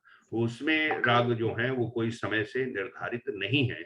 इसीलिए वो राग जो साउथ से नॉर्थ में आए हैं, जैसे शिवरंजनी है, कलावती है, झिंझोटी है, और जनसम्मोहिनी है, हंसध्वनि है, हंस किनकिनी है, ये सब जो आए हुए हैं साउथ से नॉर्थ को, उनका, और चारुकेशी है और कीरवानी है, इन सब का समय निर्धारण नहीं है। और कुछ राग सर्वकालिक हैं, जैसे कि हमारा भैरवी, इसको सभी किसी भी टाइम गाया जा सकता है, लेकिन सामान्य तौर पर भैरवी किसी भी शास्त्रीय संगीत के कार्यक्रम की अंतिम प्रस्तुति होती है कि भाई भैरवी से उसको समाप्त करते हैं। ये नॉर्मल ट्रेडिशन लोगों ने रखा हुआ है। तो इस तरह से अलग अलग समय के अलग अलग हैं, लेकिन सुनने के लिए आप किसी भी समय सुन सकते हैं, मेरा विचार ये है। और अच्छा रहेगा कि समय के हिसाब से सुने, उसका अपना अलग मूड और ये सब पूरे, क्योंकि ये सब मानसिक रूप से ये सब असर करने वाली चीजें हैं। तो उस तरह से उसको लीजिए। तो जो वेस्टर्न सिंगर्स हैं जो इतने पॉपुलर हैं all over the world, they don't follow any rags.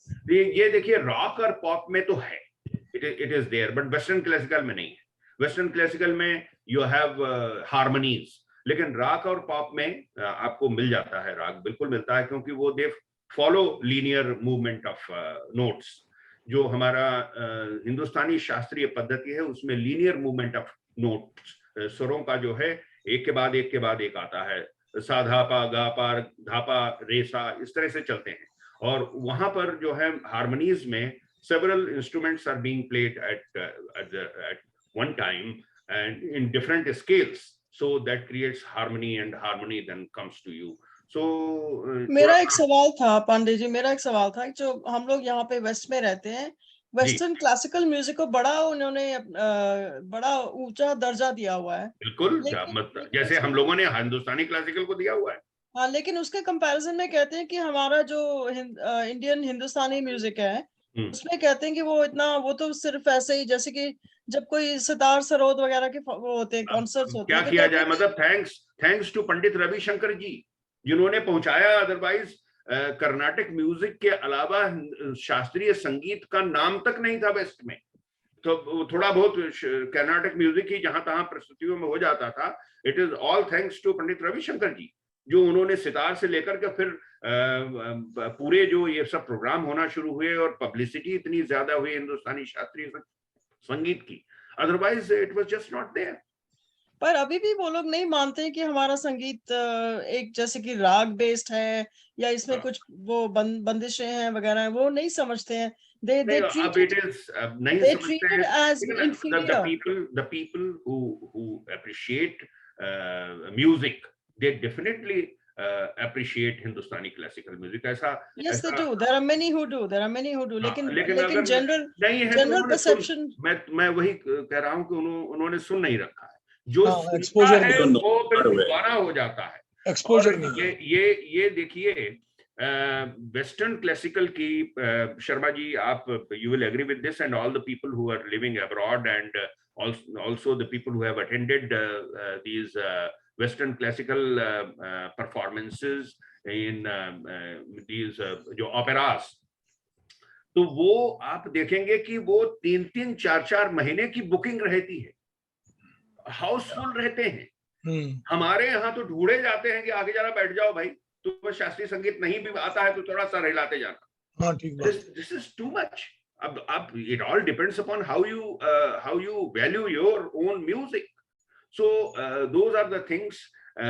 जब ऐसे ओपेराज में हम लोगों के प्रोग्राम होते हैं, यानी हिंदुस्तानी शास्त्रीय संगीत के प्रोग्राम होते हैं, तो उसको भी तारीफ करने वाले हाउसफुल रहता है वो। हाँ, बिल्कुल ठीक। यहाँ वेस्ट में बिल्कुल you see our programs, they are appreciated a lot.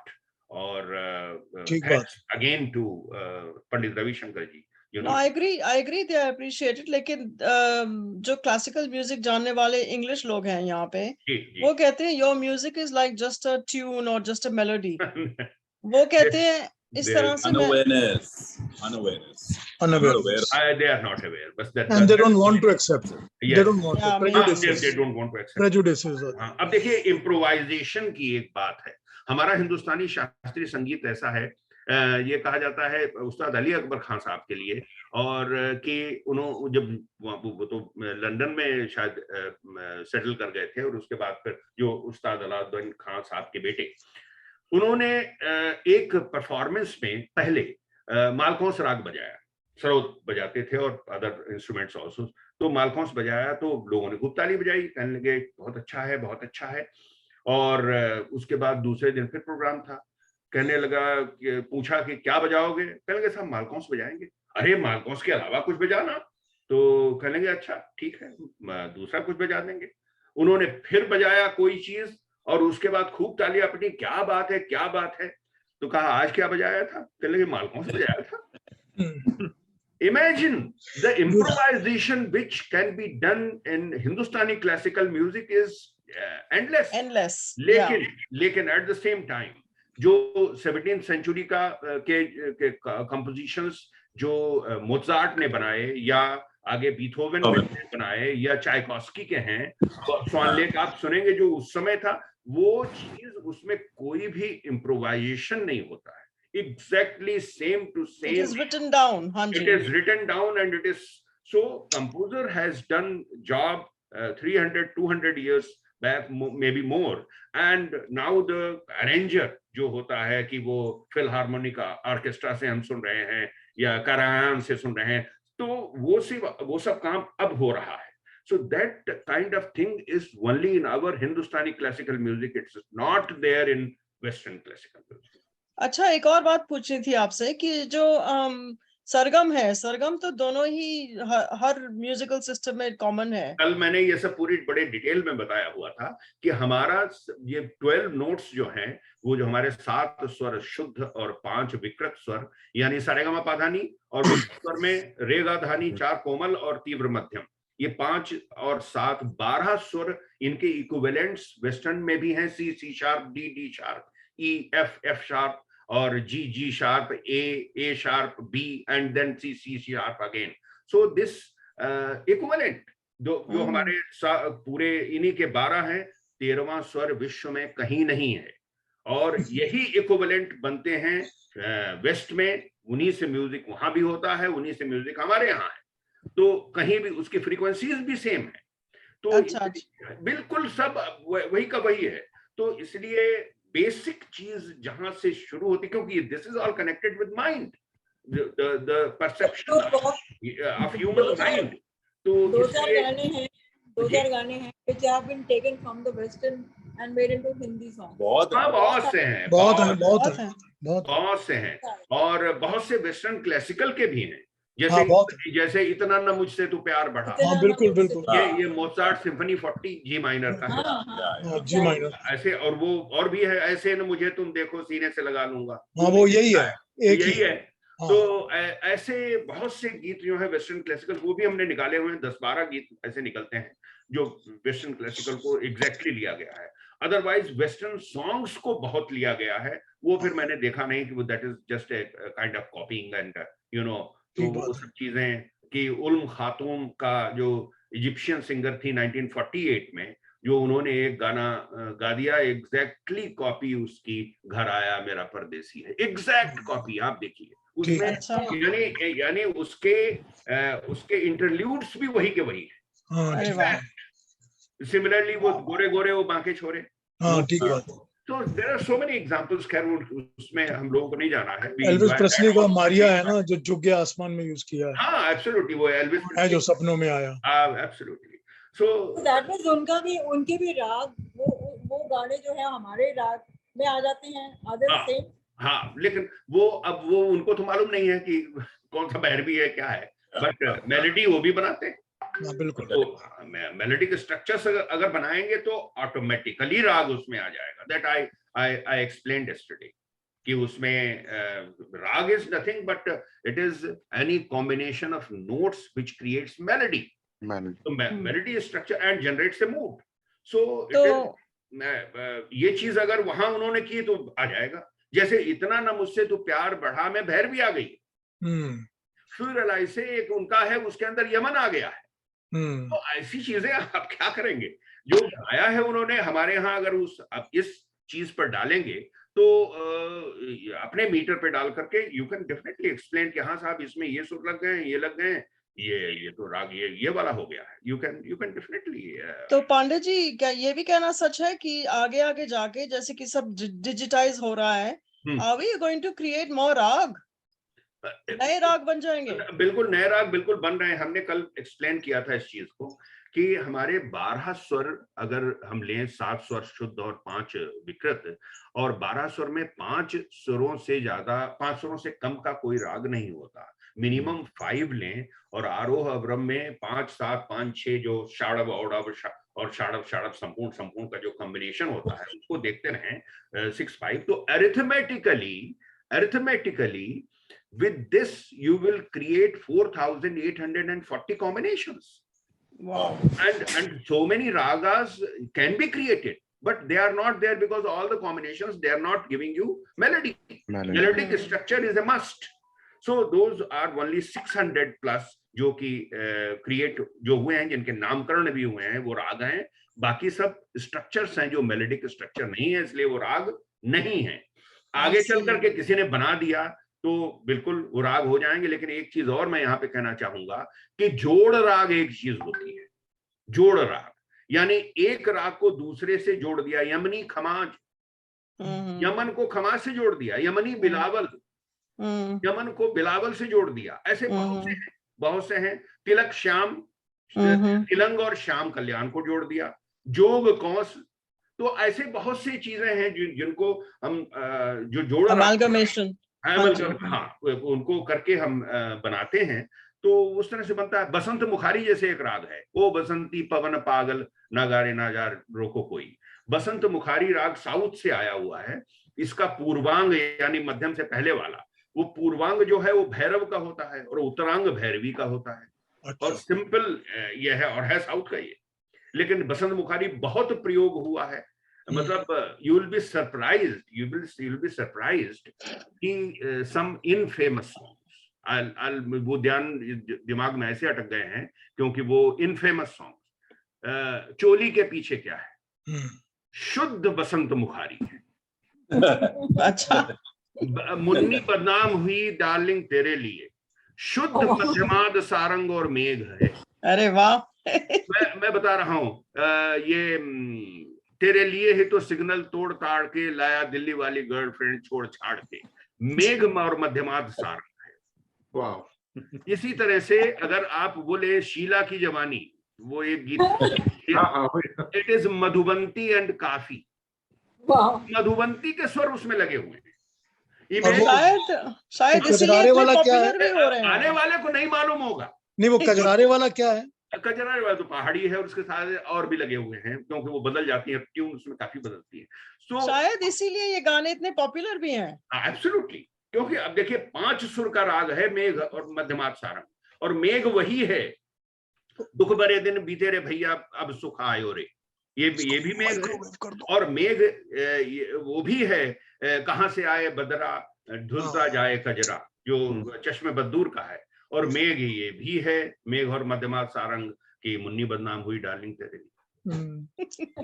अब क्या किया जाए ऐसे। भीम पलासी का मैं नाम ले रहा था।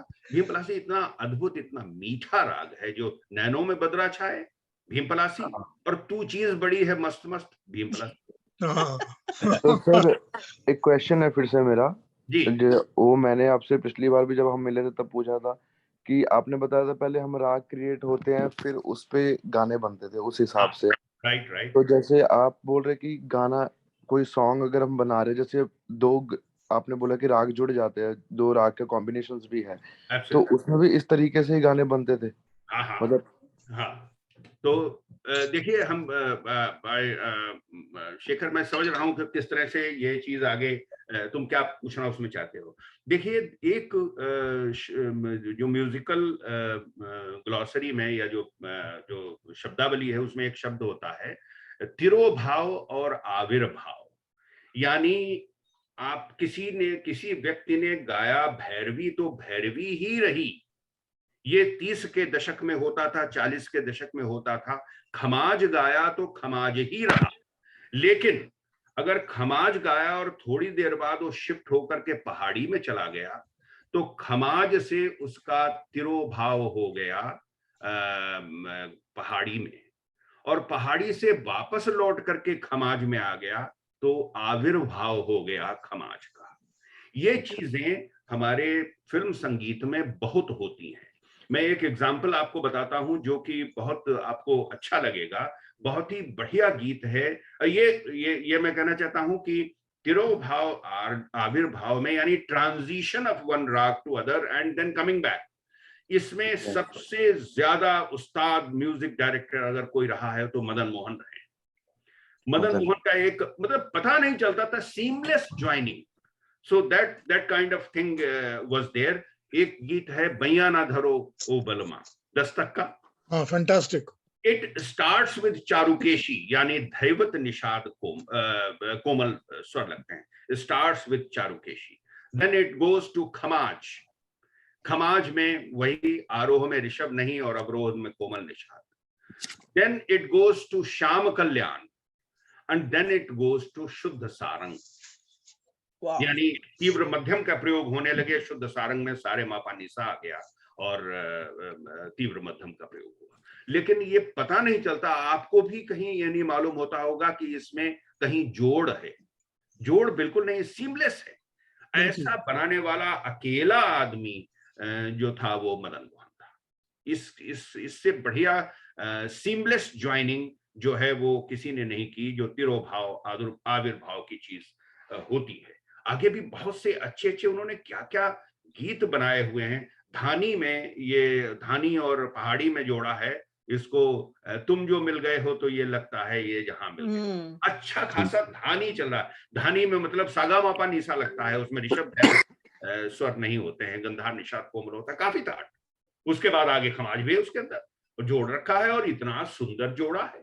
ये सब चीजें मदन मोहन ने जो नंद बना दिया, तू जहां जहां चलेगा मेरा साया साथ होगा। कल मैंने इस चीज को बताया था कि मल्लिकार्जुन मशहूर जो क्लासिकल सिंगर, उनसे कहा आपने कितना अच्छा नंद गाया, कितना, किसी ने तारीफ की तो उन्होंने कहा अरे क्या मेरी तारीफ करते हो, लता जी का सुनो न जाकर के नंद, तुम जहां जहां मेरा चलेगा मेरा साया साथ होगा। उससे अच्छा नंद किसी ने गाया ही नहीं है, कोई गा ही नहीं सकता। So things like that, the people in Bollywood, earlier people I would say, अभी भी कर रहे हैं कुछ लोग, जो कमाल कर गए हैं वो कर गए हैं, बस हम लोगों को सुनना है, उसका आनंद लेना है। अच्छा पांडे जी, लोग सब क्रेडिट करते हैं कि जो अगर आपको प्योर राग ढूंढने हैं किसी फिल्मी गाने में तो नौशाद मियां को सुन लीजिए। उन्होंने सारे गाने अपने प्योर रागों में लिए। मुझे तो एक और म्यूजिक डायरेक्टर लगते हैं जो कि बहुत ही अच्छे लगते हैं रागों के, नहीं एस.एन. त्रिपाठी। आहा क्या बात, त्रिपाठी क्या बात है। उनके गाने तो मतलब लगते हैं प्योर क्लासिकल राग। मुझे जब एक मानसिंह तोमर यूनिवर्सिटी में एक लड़का है research scholar, he asked me कि किसके ऊपर मैं वहां प्रेजेंटेशन अपना देने गया था तो ग्वालियर में, तो उसने पूछा कि किसके ऊपर मुझे करना चाहिए, तो हमने कहा SN. Tripathi is one music director जिसका बहुत ज्यादा क्लासिकल में योगदान रहा है और उसको किसी ने अभी तक छुआ नहीं है। इसको अगर आप प्रपोजल बना के भेजिए तो हो सकता है इसको यूजीसी अप्रूव कर दे, and it was approved and he is doing research on S N. Tripathi. So S N. Tripathi absolutely Sarang उनको बहुत पसंद था।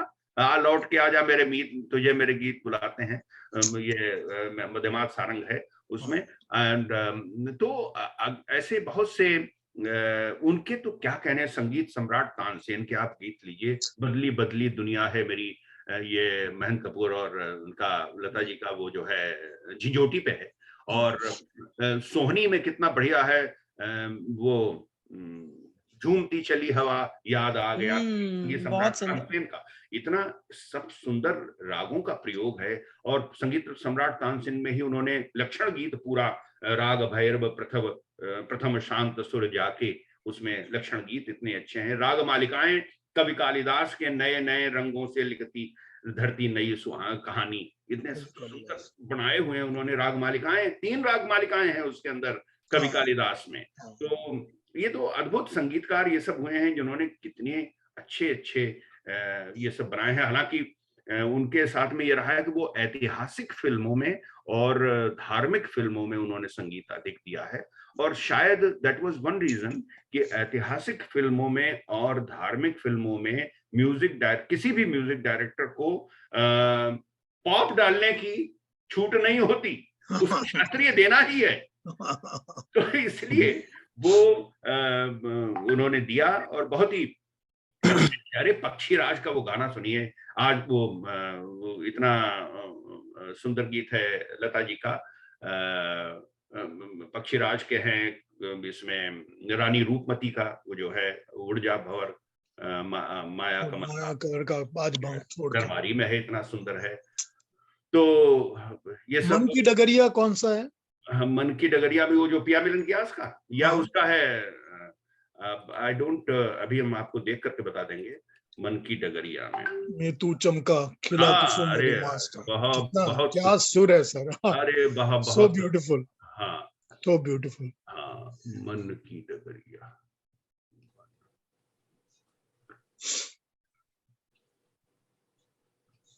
पांडे जी ये जो गाना है ना, ये तूने छल किया करके है ना? हाँ, तूने छल किया, तूने छल किया। हाँ, बहुत सुंदर। अरे बहुत खूबसूरत है, बहुत। हाँ, मन की गगरिया में हमें डगरिया डाला। तो दिस इज प्यार मिलन की आस, और भैरवी है। भैरवी है, हाँ, बहुत ही सुंदर, बहुत प्यारा है। और लता जी के क्या क्या उन्होंने ये सब बनाए हुए हैं, सुनना चाहिए। अब हमें तो यही होता है। उस दिन मैं आपसे जिक्र भी कर रहा था, किसी भी नए गायक से पूछे कि के.एल. सहगल का नाम सुना है, कहते साहब सुना तो है। फिर अभी थोड़े दिनों बाद मैंने कहा कि रफी साहब का एक गाना सुना है? हाँ साहब शायद सुना होगा, बजा के देखते। जब बजा के जैसे मैंने सुनाया, हाँ साहब सुना हुआ है। तो अब चीज ये है ये मेरे साथ हुआ था। हाँ, he is a very good singer. And मैं ये कह रहा हूँ कि ये he is in Toronto only. Shekhar was there, so he had come to meet me here, and बहुत अच्छा, he sings so well, and but only thing I am not taking any exception कि यही है, ये जनरल ट्रेंड है। मैं I will not blame them, क्योंकि जब एक्सपोजर नहीं हुआ है और सुना ही नहीं है तो फिर बेचारे जाएंगे गाएंगे। पांडे जी, जिस मैगजीन में मैंने 57 आर्टिकल लिखे हैं जी, सिल्वेट मैगजीन में, और उस मैगजीन में मैंने 2 राइटअप के.एल. सहगल पर भी लिखे हैं। जी जी जी। मैंने उस मैगजीन की एडिटर को एक दिन कहा था कि ये गाना सुन लो एक बार। उसने कहा था कि मैं मर जाऊंगी पर के.एल. सहगल नहीं सुनूंगी। अरे बाप, अब मैं क्या बताऊं आपको। हालांकि वो 55 साल से ऊपर की उम्र है उनकी। हे भगवान, हे भगवान। के.एल. सहगल को जिसने सुन लिया वो दूसरा नहीं सुनेगा। एक चीज मैं बताऊं आपका, मेरा पर्सनल एक्सपीरियंस। सहगल से ऊपर कुछ है नहीं सर। हाँ, मैं पर्सनल एक्सपीरियंस तो थोड़ा सा बताएंगे के.एल. सहगल जी के बारे में। हाँ, सुनिए पर्सनल एक्सपीरियंस। वो ये कि जब 60 के दशक में, मतलब मैं 65-66 की बात कर रहा हूँ, रेडियो खूब सुनता था, और आज भी आ रहा है पुरानी फिल्मों का गीत 7:30 से 8 रेडियो सिलोन खूब सुनता था। और आखिरी में जो गाना जैसे ही के.एल. सहगल का आता था, मैं रेडियो बंद कर देता था। क्या आवाज है, किस तरह से गा रहा है कि हम नहीं सुनेंगे। मैं बंद कर देता था। I tell you, later when I listen to him, I said no singer can match him. उसके साथ सिर्फ एक बात है, वो करके आप देखिएगा। के.एल. सहगल का गीत अकेले में सुनिए, बिल्कुल दरवाजे बंद होने चाहिए, नो डिस्टर्बेंस। बिल्कुल। आप उसको या खुले बागान या खुले बगीचे में बैठ के, हाँ, कुछ भी है कि डिस्टर्बेंस नहीं होना चाहिए। अगर किसी ने डिस्टर्ब कर दिया, then you won't be doing any justice to his song. अरे कितने तू यूं ही मुस्कुराया जा, बागों में खूब फूल खिलाया जा। अरे बाप रे बाप, कितने अच्छे अच्छे गीत उन्होंने गाए हैं। I have analysed ragas of around 100 songs of ये के.एल. सहगल साहब। टोटल तो उनके 180 गाने हैं। हाँ, टोटल फिल्मों में। हाँ, तो ये सुनने के बाद पता चलता है कि ये व्यक्ति क्या था। ऐ कातिबे तकदीर मुझे इतना बता दे, क्यों मुझसे खफा है तू, क्या मैंने किया है। और वो देखिए, जो इनकी ज़ौक़ की वो जो है, लाई हयात आई कज़ा ले चले, अपनी खुशी ना आए ना अपनी खुशी चले। My God, ultimate, mind blowing. ये सुनने का ये नहीं है, आप ये ऐसा नहीं है कि आपने लगा दिया और बस सुन रहे हैं, और आप खाना भी बना रही हैं और आप वहां पे कुछ और खाना भी खाते जा रहे हैं, और things like, no, you have to. लेकिन जब जैसे जादू, क्या कहना था, ये क्या जादू, मैं क्या जानूं क्या जादू है। नहीं, दूसरा गाना है, दो नैना मतवारे तिहारी, माय सिस्टर। अब देखिए कंपैरिजन, मैं अब ये इसका ये गाना, अब ये कंपैरिजन, लेकिन उसमें भी साफ कंपैरिजन नजर आता है। किसने गाया है? और लता हाँ, अब हम आपको बताते हैं। देखिए लता जी ने तो श्रद्धांजलि के रूप में गाया, लेकिन इसके म्यूजिक डायरेक्टर थे पंकज मलिक, और पंकज मलिक ने भी ये गाना गाया, खुद अपने उसमें गाया हुआ, अपने में गाया है। और पंकज मलिक कहीं ठहरते नहीं है, नहीं कोई कंपैरिजन नहीं है। ये सामने आप सुन के देख लीजिए। एक गीत है दुनिया रंग रंगीली बाबा दुनिया रंग रंगीली, बिल्कुल है ना, धरती माता का। हाँ बिल्कुल, उमा शशि है उसमें, और पंकज मलिक है और के.एल. सहगल।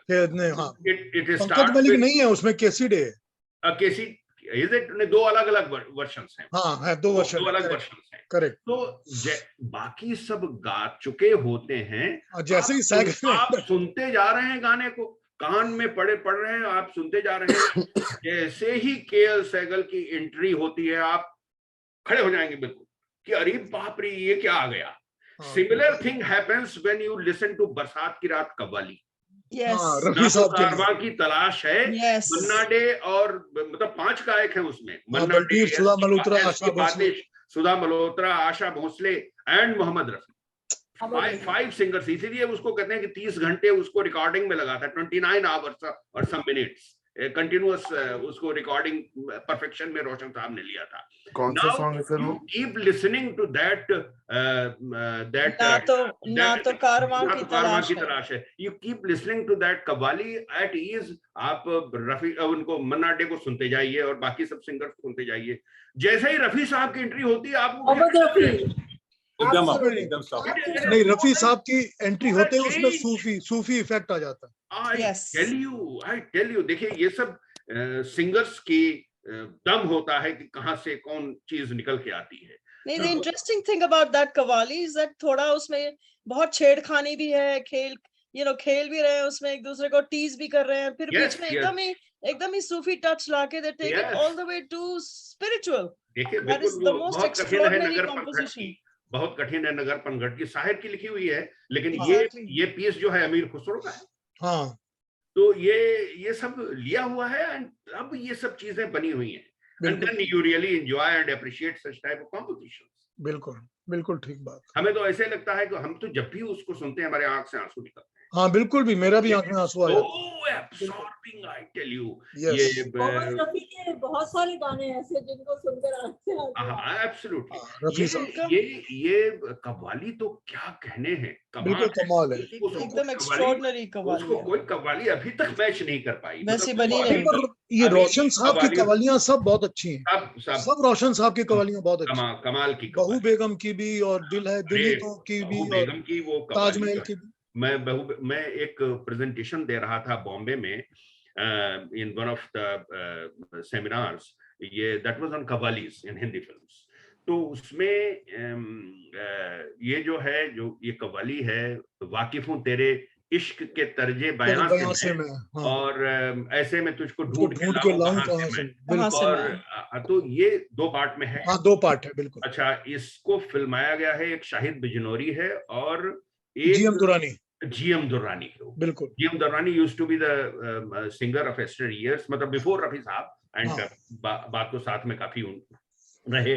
लाल पत्थर में जो गाना उनके ख्याल आए तो आते is picturised on GM Durrani. बिल्कुल।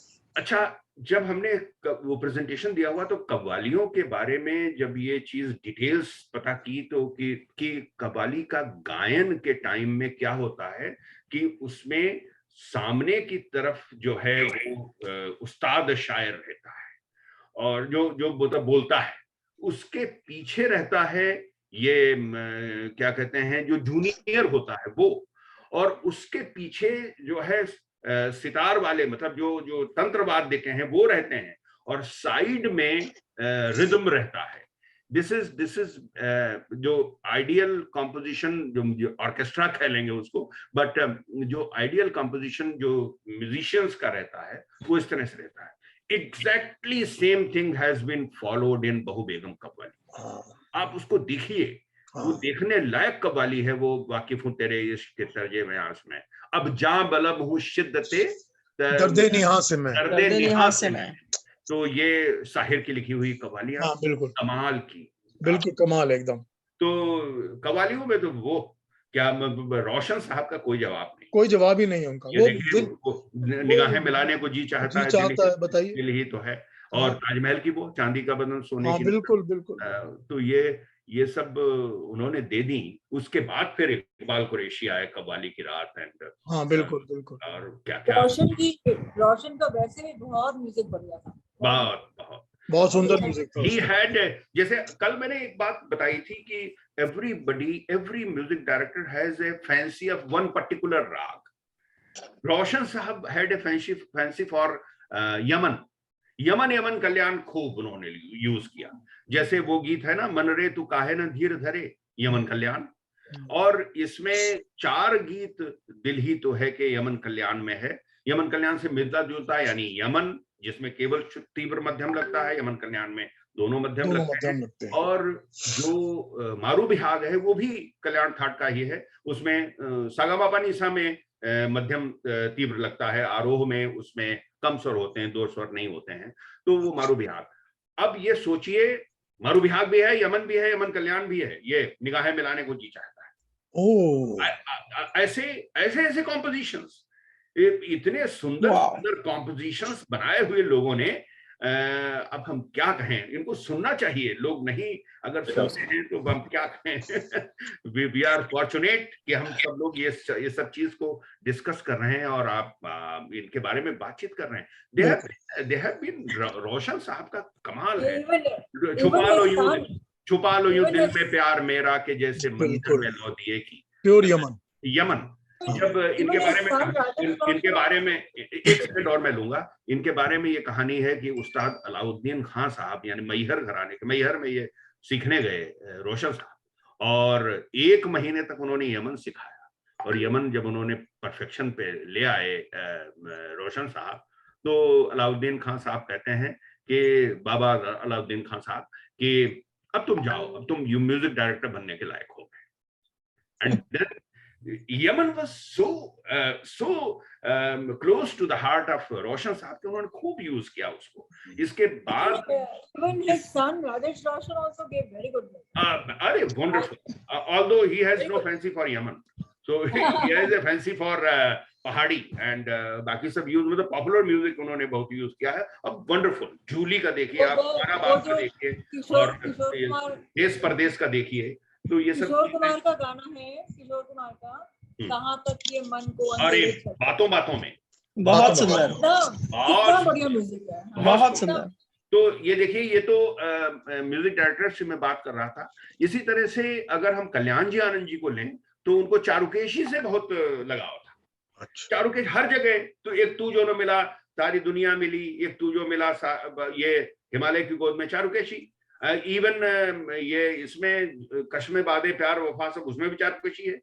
और जितने भी उन्होंने बनाए, एक तो दो गीत ऐसे, आनंद जी भाई से मैंने पूछा, कहने लगे वो इतना दिमाग में बसा हुआ है चारुकेशी कि आ जाता था। कभी रात दिन हम दूर थे, दिन रात का अब साथ है, आमने सामने, इत्तेफाक की बात थी, वो भी इत्तेफाक की बात। बड़ा प्यारा गाना है ये। इस गाने को रखिए, फिर उसके बाद रखिए आप ये यूं ही चल न जाना तू छोड़ कर मेरे हम सफर, किसी राह में किसी मोड़ पर एक ही ट्यून है और एक ही राग है, चारुकेशी एक ही ट्यून है। So चारुकेशी was so दैवत निषाद कोमल, so absorbed in him, so he always used Charukeshi सबसे ज्यादा। चित्रगुप्त जी को लीजिए, कलावती उन्होंने खूब यूज किया। अच्छा, हमारे इनको खयाम साहब को लीजिए, उन्होंने पहाड़ी खूब यूज किया है। यानी वो एक वो जो हमारे सज्जाद साहब हुआ करते थे, बहुत ही माहिर सज्जाद साहब, जो रुस्तम सोराब और सैया और दिल, इन सब में जो उन्होंने दिया हुआ है, जिसके ऊपर सज्जाद साहब की वो तुझे ये हवाए रातें चांदनी तुझे तेरी हर अदा पे निसार है, जो तलत साहब का है, संग दिल का जब उन्होंने बनाया आखिरी दांव में, मदन मोहन ने तुझे क्या सुनाऊं मैं दिलरुबा तेरे सामने मेरा हाल है, तो बड़ा नाराज हो गए, कहने लगे तुमने मेरी कॉपी कर ली। तो सज्जाद साहब के बारे में सब कोई जानता था। मदन मोहन ने कहा कि साहब हमने सज्जाद साहब को कॉपी किया है, किसी अरे गरे को नहीं किया है। खैर किसी तरह से उन्होंने छुटकारा लिया इस बात से। मैं बात कर रहा था कि इन्होंने जो हमारे और जो म्यूजिक डायरेक्टर्स हैं ये S T Burman and R D Burman, Khamaj, maximum Khamaj. पन्ना की तमन्ना है कि हीरा मुझे मिल जाए, 4 राग 4 गाने हैं उसमें, हीरा पन्ना में, चारों खमाज में। सब खमाज यूज किया है, जबरदस्त। बुढ़ा मिल गया कि 2 गाने बहुत ही बढ़िया क्लासिकल जो हैं, वो आयो कहां से घनश्याम, और दूसरा एक है एक और लता जी की आवाज, दोनों खमाज में। कहाँ बड़ा नटखट है कृष्ण कन्हैया अमर प्रेम का, और दूसरा कुछ तो लोग कहेंगे मेरा लोगों का काम है कहना, खमाज में। सो इस तरह से उन्होंने मैक्सिमम खमाज दोनों लोगों ने बहुत यूज किया। और मदन मोहन ने तो वैरायटी बहुत यूज की। जो आप बात कर रहे थे नौशाद साहब की, इतनी वैरायटी शायद बहुत कम लोगों ने यूज की है जितनी की नौशाद साहब ने यूज की है। बहुत डिफरेंट। यही अरमान लेकर तिलंग में है शबाब में, और शबाब में दूसरा वाला चंदन का पल्ला रेशम की डोरी पीलू में है। पीलू, तिलंग, भैरवी, हमीर में जो मधुबन में राधिका नाथ चेहरे, डिफरेंट। पहाड़ी भी खूब यूज किया उन्होंने, खूब यूज किया। बट ये कहना गलत होगा, अगर वो भी कहते थे तो ये कहना गलत होगा कि उन्होंने मिक्सचर नहीं किया। He also mixed. 2 राग के भी गीत उनके बहुत से हैं, लेकिन he did definitely a wonderful job. शुद्ध रागों में वसंत देसाई मुझे जरूर लगे, उन्होंने बहुत से गीत शुद्ध रागों में बनाए हुए हैं। वसंत देसाई जी, सुधीर फड़के जी, अरे क्या बात है, क्या बात है। किस ज्योति कलश छलके, ज्योति कलश छलके। किस अभी आज के जो मॉडर्न म्यूजिशियंस हैं उनमें से कौन आपको स्पेशली इम्प्रेस करता है? मुझे तो नाम भी नहीं याद आ रहे हैं, बट एनीवे हैं बहुत से। जैसे नाम लीजिए तो शायद पता चल जाए। तो many of them. Himesh Reshammiya का क्या सोचते हैं आप?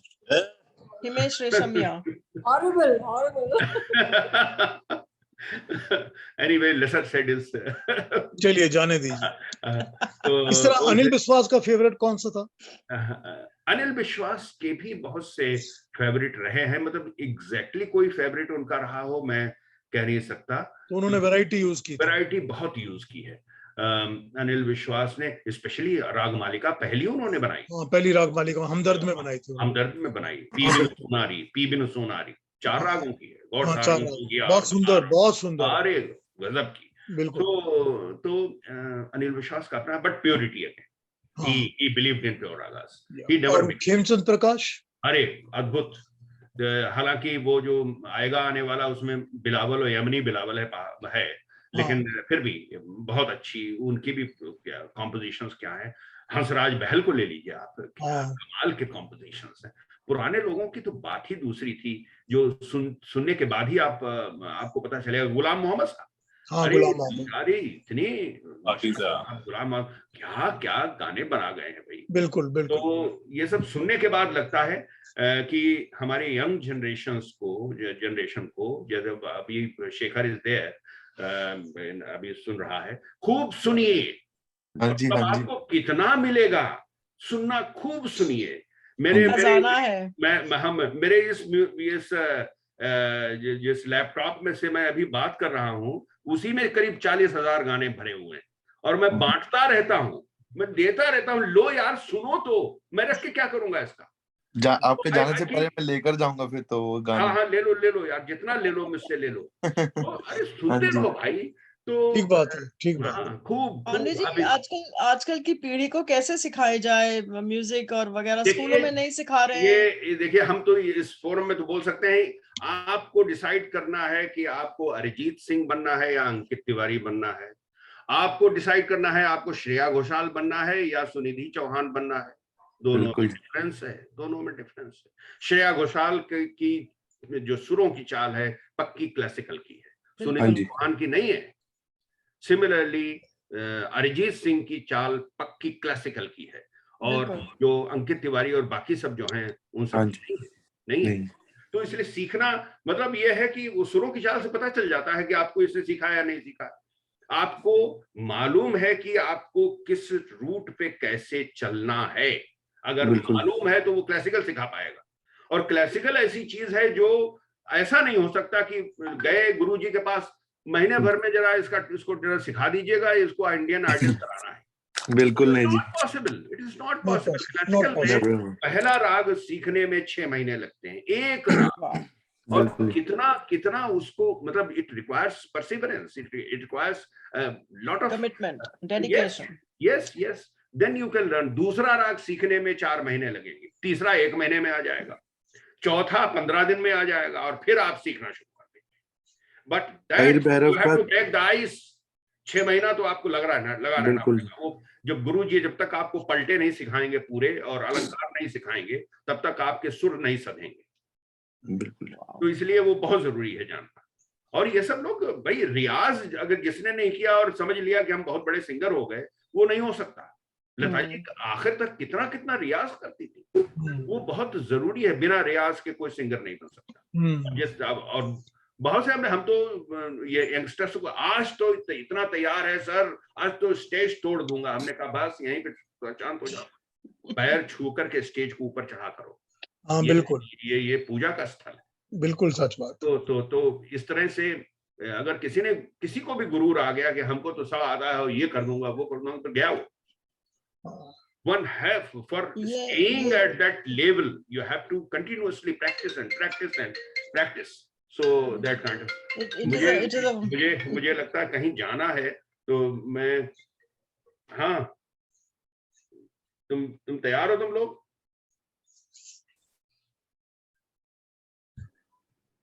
हाँ मैं चल रहा है। कोई बात नहीं, तो हम 15 मिनट और ले सकते हैं। ओके, हाँ प्लीज। संगीत मतलब it's a form of worship, जैसे पूजा है। एब्सोल्युटली बहुत बड़ी पूजा है, साधना है ये। और फिर आदमी को बदल देती है। मैं तो यही समझता हूँ कि मैं तो भाई गवर्नमेंट में जॉब करता रहा, मैं ईश्वर की कृपा से मुझे all India service, civil services में मेरा सिलेक्शन हुआ, उसका ऑल इंडिया सर्विस में करता रहा, और सब तरह की सुविधाएं और अच्छी तरह से। But at the same time I am thankful to God कि इतना अच्छा पैशन दे दिया। जो मैं अभी 6-7 साल रिटायर हो चुका हूँ, लेकिन अभी भी मुझे नहीं लगता कि मैं रिटायर्ड हूँ। आई एम सो बिजी, बहुत अच्छा लगता है। कमाल की चीज है म्यूजिक इज समथिंग, वही चीज है जी, म्यूजिक एक चीज ही ऐसी। I feel blessed, I tell you, बहुत परमात्मा का एहसास होता है संगीत से। एब्सोल्युटली, बिल्कुल। मैं I am into literature also. I have written 9 books. 3 कविताओं की हैं, 3 शॉर्ट स्टोरीज के हैं, 100 शॉर्ट स्टोरीज लिखी हुई हैं, और देन दिस एक सटायर की भी है। But at the same time people ask me कैसे समय मिल जाता है। हमने कहा भाई 24 घंटे तो ईश्वर ने सबको दे रखे हैं, आप उसको प्रॉपर्ली मैनेज करके यूज करिए, then you will be able to do that, and I have been able to do that. मतलब मैंने 2 पुस्तकें, क्योंकि मैं रेलवेज में था, 2 पुस्तकें मैंने ट्रेन जर्नी के दौरान लिखी पूरी। मैं लिखता गया, क्या अच्छा रेलवेज में रहने से ये आदत पड़ जाती है, हाथ नहीं हिलता फिर ट्रेन चलने के टाइम पे। आप लिख सकते हैं, बिकॉज वो पेंसिल से अपना लिखते गए, and I wrote stories, I wrote, and बिल्कुल calm and quiet environment, I could do that. It's only up to you to make use of the time given to you. And जिसने कहा मेरे पास समय नहीं है, वो झूठ बोलता है। हाँ, वो गलत बात है, क्योंकि वो समय तो सबको बराबर दिया हुआ है। You have to do parallel jobs. 24 घंटे में 36 घंटे रहना सीखिए, फिर देखिए क्या कमाल होता है। और वैसे भी जिस चीज में आपकी लगन होती है, उसके लिए आप वक्त निकाल ही लेते हो। एब्सोल्युटली, उसको निकालने फिर बड़ा आनंद आता है, फिर तो you can do wonders. And हमें तो यही लगता है जो हमने 5 वॉल्यूम्स इतने ऊंचे बन के तैयार हो गए, when I look back and see, अरे ये क्या तुमने लिखे? हम कहते हैं, मैं यही कि ईश्वर से यही कहता हूँ कि ये कराए हुए हैं किसी ने मुझसे, मैंने ये काम नहीं किया है। मतलब when I look back, 20,000 Hindi film songs की राग एनालिसिस और 8,000 गैर फिल्मी सॉन्ग्स की राग analysis with A team, which team only, उसकी टीम बिल्डिंग बहुत जरूरी थी, क्योंकि बड़े शहरों में हो नहीं सकती थी। मेरी पोस्टिंग छोटे शहर में हुई कंपैरेटिवली, जिसमें लोगों को बिठा सकता था और 5-5 हारमोनियम पे बैठ करके पूरी उसकी एनालिसिस हो सकती थी। वो चीज हो पाई। अगर हम दिल्ली में पोस्टेड होते, मुंबई में होते, किसी के पास नहीं है, तो नहीं हो पाता। मतलब कि आपको हर एक जगह में आपने वहाँ का फुल फायदा उठाया और आपने उसको जो नेगेटिव था उसको भी पॉजिटिव बना दिया। एब्सोल्युटली, मैं आई एम सो थैंकफुल कि देखिए ट्रांसफर्स कितनी बढ़िया चीज होती। बहुत ज्यादा मेरे ट्रांसफर्स नहीं हुए, फिर भी पूरी 38 साल की नौकरी में 13-14 ट्रांसफर्स तो फिर भी हुए, लेकिन I could see all these places. वैसे मनीषा और ज्योति, मैं तुमको ये बता दूं कि पांडे जी अमरनाथ चाचा जी को बहुत अच्छी तरह पहचानते थे।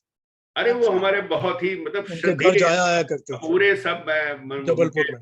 हाँ, योर नेम सेक जो बेटा है उनका, हाँ पीयूष जो है, हाँ, तो वो तो बहुत ही पूरे परिवार को, जो उनकी वाइफ चाची जी थी हमारी, अरे वो भी हम बहुत, मुझे स्नेह, उनका नाम ही स्नेह था, बहुत वो इतना सुंदर गाती थी। अरे वो बहुत से खूब सुने हैं उनसे। सो ऑल दीज थिंग्स, ये इमेजिन, ये सब आई फील ब्लेस्ड कि ये सब चीजें ईश्वर ने दी है, तो उसका उपयोग करना चाहिए। किसी को भी देखिए, एक बहुत बढ़िया ये कहता है शिव खेड़ा का,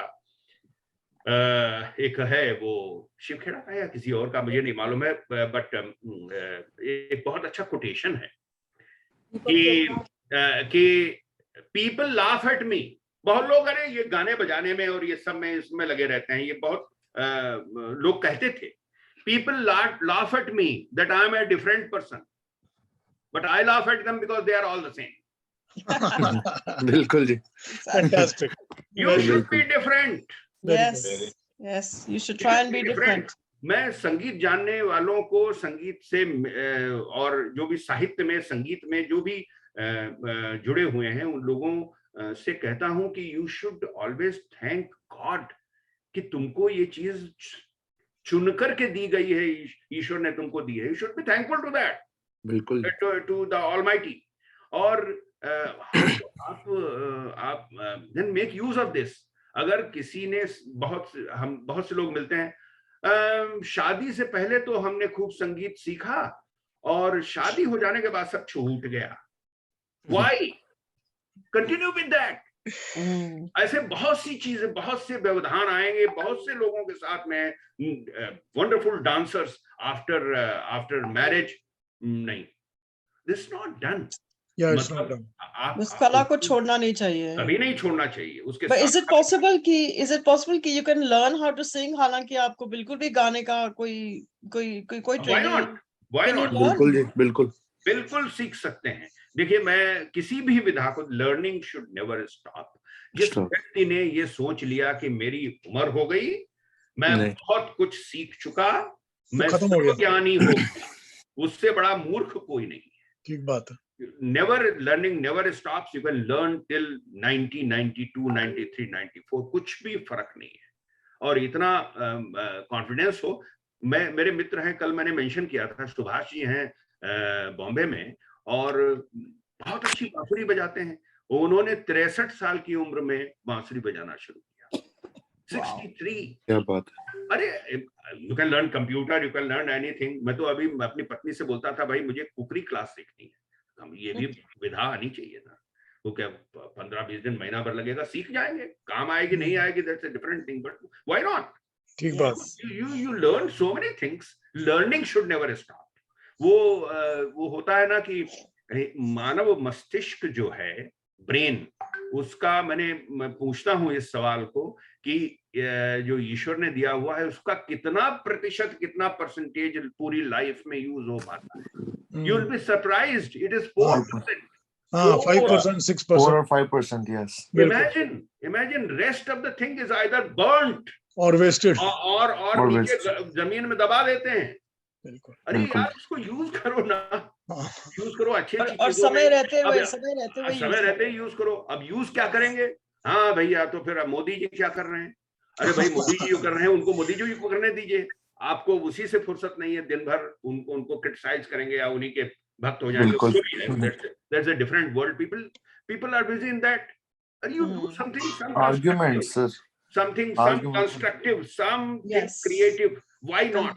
मैं उसमें DRM था, बड़ौदा में, रेलवेज में पोस्ट होती है।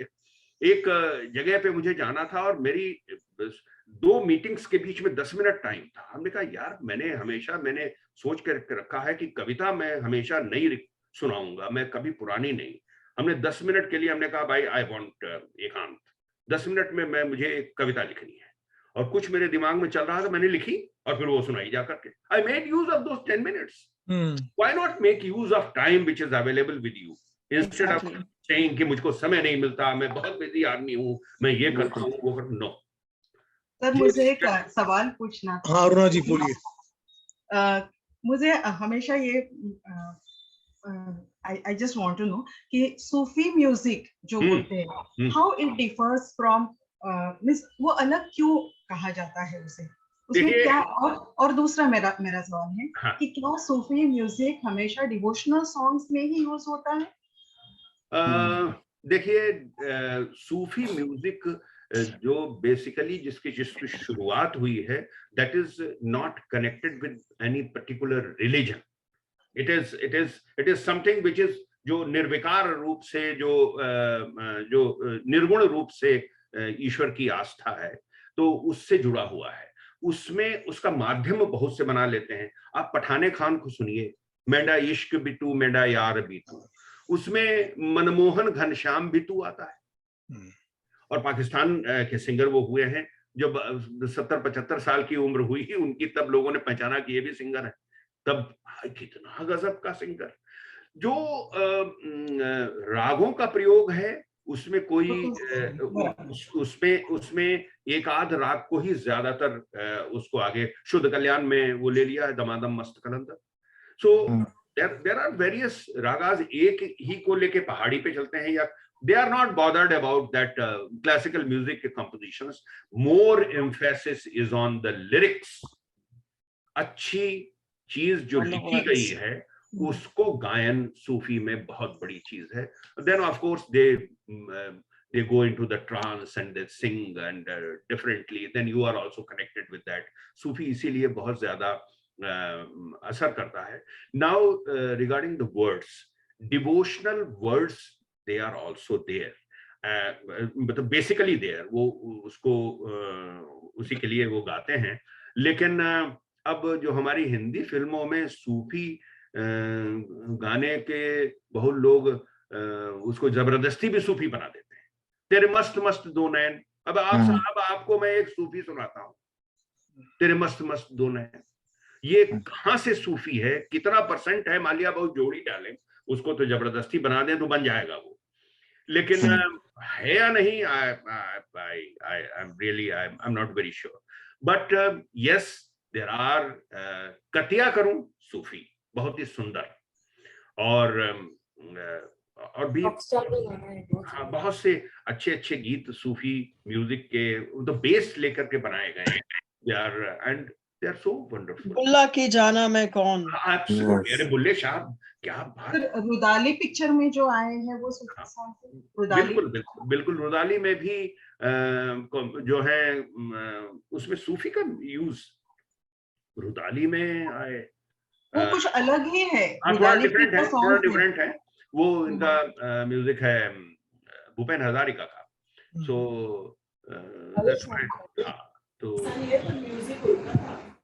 so different music, and if you Bhupen Hazarika,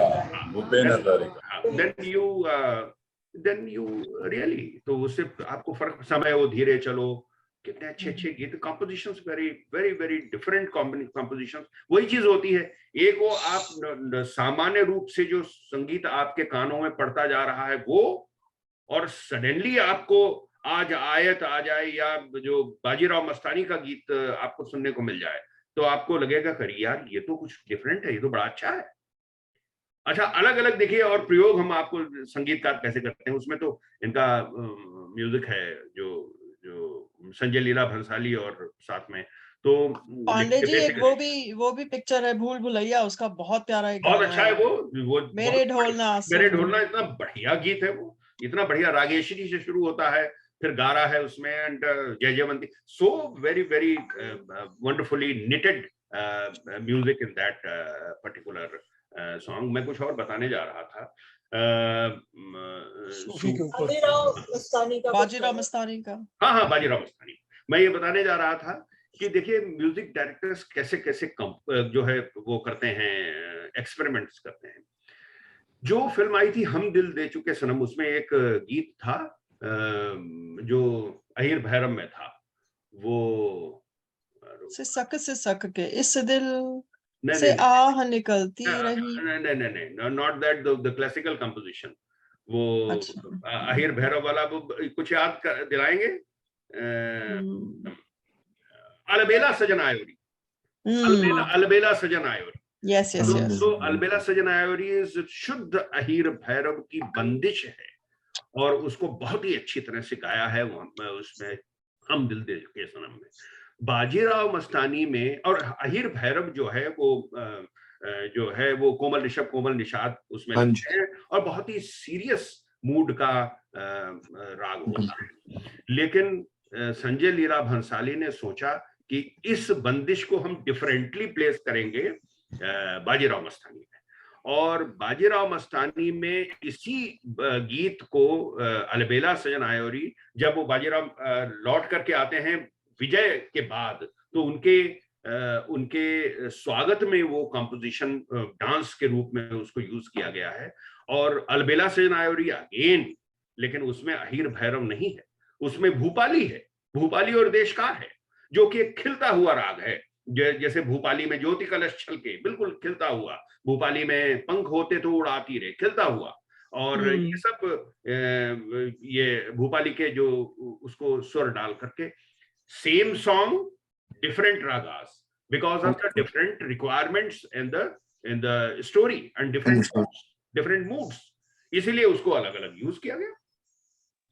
तो सर इससे सॉन्ग का कुछ चेंजेस नहीं होती होंगी? नहीं, थोड़े बहुत उसमें सॉन्ग के चेंज हो जाए, सॉन्ग के क्या फर्क पड़ता है। जो हमारे एरी में तो प्रेम दीवानी मेरा दर्द न जाने को है, जोगन में डिफरेंट राग में है, नौबहार में डिफरेंट राग में है, और इसमें मीरा में डिफरेंट राग में है, सब अलग अलग रागों में।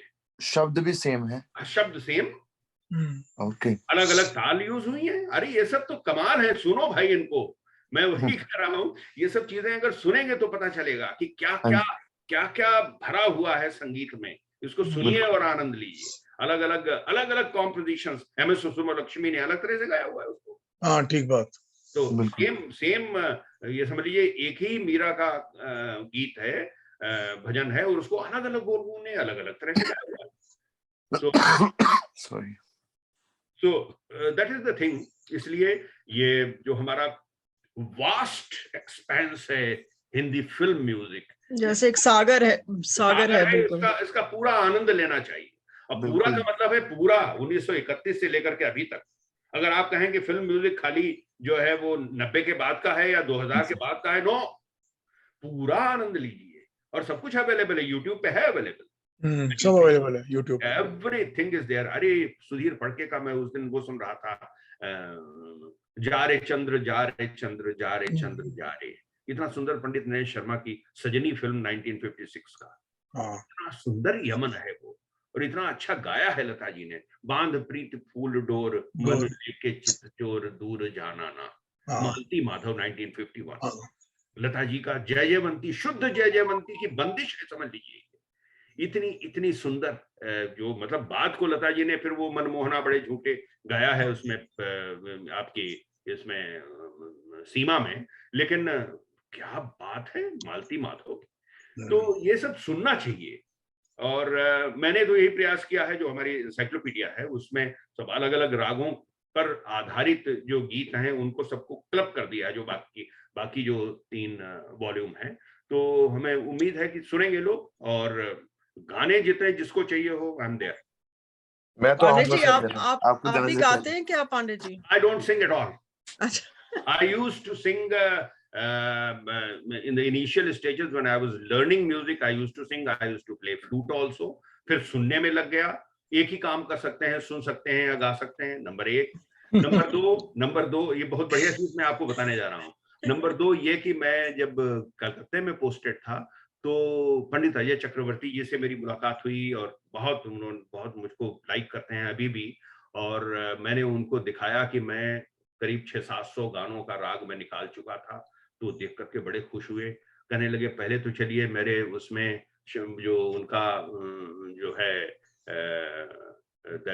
टालीगंज में श्रुति नंदन, तो उसके हॉल में वो मुझे ले गए। एक तरफ उस्ताद बड़े गुलाम अली खान, उनकी पटियाले घराने की जो उनके गुरु, उनकी फोटो, उतनी ही बड़ी फोटो बगल में लता मंगेशकर की लगी हुई। तो इमेजिन, कहने लगे आप जो काम कर रहे हैं बहुत बड़ा कर रहे हैं। हमने कहा मैं थोड़ा सा गाना अपना रिवाइव करना चाहता हूँ, सीखना चाहता हूँ। तो उन्होंने तुरंत मना कर दिया, आप गाना नहीं सीखेंगे। गाना कोई भी आप सीख सकते हैं, महीना भर लगेगा, कभी भी सीख सकते हैं। ये काम जो कर रहे हैं इसको करते जाइए, किसी ने नहीं किया है। ये बिल्कुल बिल्कुल अमूल्य काम है। बिल्कुल सही है। So I followed that even now. मैं अभी जो 3 साल पहले, कोविड के पहले मैं जाकर उनसे मिला था, तो मैंने कहा आपने बहुत अच्छा मुझको सुझाव दिया था, उसी की वजह से ये सब मैं कर पाया, अदरवाइज मैं भी भटक जाता। क्योंकि एक चीज और उन्होंने बताई थी, वो भी आप सुन लीजिए। उन्होंने बताया गाना सीखने में क्या होता है कि if you are a singer, तो आप रियाज करते जाएंगे, नए नए गाने, नई नई इजाद करते जाएंगे और नई नई चीजें, या किसी को पुरानी बंदिशें गाएंगे। धीरे धीरे करके आपको अपनी आवाज अच्छी लगने लगेगी जी। और जब आवाज अच्छी लगने लगेगी, थोड़े दिनों बाद आपको अपनी ही आवाज अच्छी लगेगी, बाकी नहीं। इसका रिजल्ट ये होगा कि केवल आप अपना गाना सुनेंगे। यानी ये इतनी बड़ी बात उन्होंने कही उसको कि at least because of that reason I am able to listen to lot of people. कितना मैंने सुना हुआ है, मैं वही सोचता हूँ जितना जीवन में मैंने सुन लिया और अभी भी सुनता जा रहा हूँ। अभी भी 5-6 घंटे तो मैं संगीत में रहता ही हूँ, अभी भी सुनता हूँ, खूब सुनता हूँ और कलेक्ट करता हूँ, फिल्में देखता हूँ पुरानी। भाई अब जो अपने स्टूडेंट एज में नहीं देख पाए, तो अब बैकलॉग अब पूरा कर रहे हैं, तो अंग्रेजी फिल्में खूब देखता हूँ, क्लासिक्स जॉन वेन को, क्लिंट ईस्टवुड को खूब देखता हूँ, अच्छी लगती है। तो दैट इज, नई वाली भी देखते हैं, अभी नई जितनी भी अंग्रेजी आ रही हैं वो भी देखते हैं। तो at least you are able to do lot of things. Time उतना ही है ऊपर वाले ने दे रखा है, या तो किसी को क्रिटिसाइज कर लीजिए, या वेस्ट कर लीजिए, या यूज कर लीजिए। म्यूजिक में तो यही बात है ना, if you are fond of music, तो मुझे 1931 गाना भी सुंदर लगता है, मुझे आज का गाना भी अच्छा लगता है, जो अच्छा, करेक्ट, एग्जैक्टली, बिल्कुल, I fully agree with you. हमसे कोई पूछता है कि किस अच्छा लगता है, हम तो कहते हैं हमें सब अच्छा लगता है। रवि साहब या बहुत से, जैसे फॉर दैट मैटर फयाम साहब को भी और बहुत से लोगों से भी, जब लोगों ने पूछा कि आजकल का म्यूजिक कहता है, अरे तो सबका एक ही जवाब होता है, जो which I don't like, I don't agree with that, वो सबका एक ही जवाब होता है, अरे साहब म्यूजिक हमारे जमाने में हुआ करता था, आजकल तो शोर है, शोर, आजकल कोई म्यूजिक नहीं। I disagree with this. आज भी म्यूजिक है, आज भी म्यूजिक है, it is requirement of the present generation. And sir, there are beautiful pieces आज भी। Why not?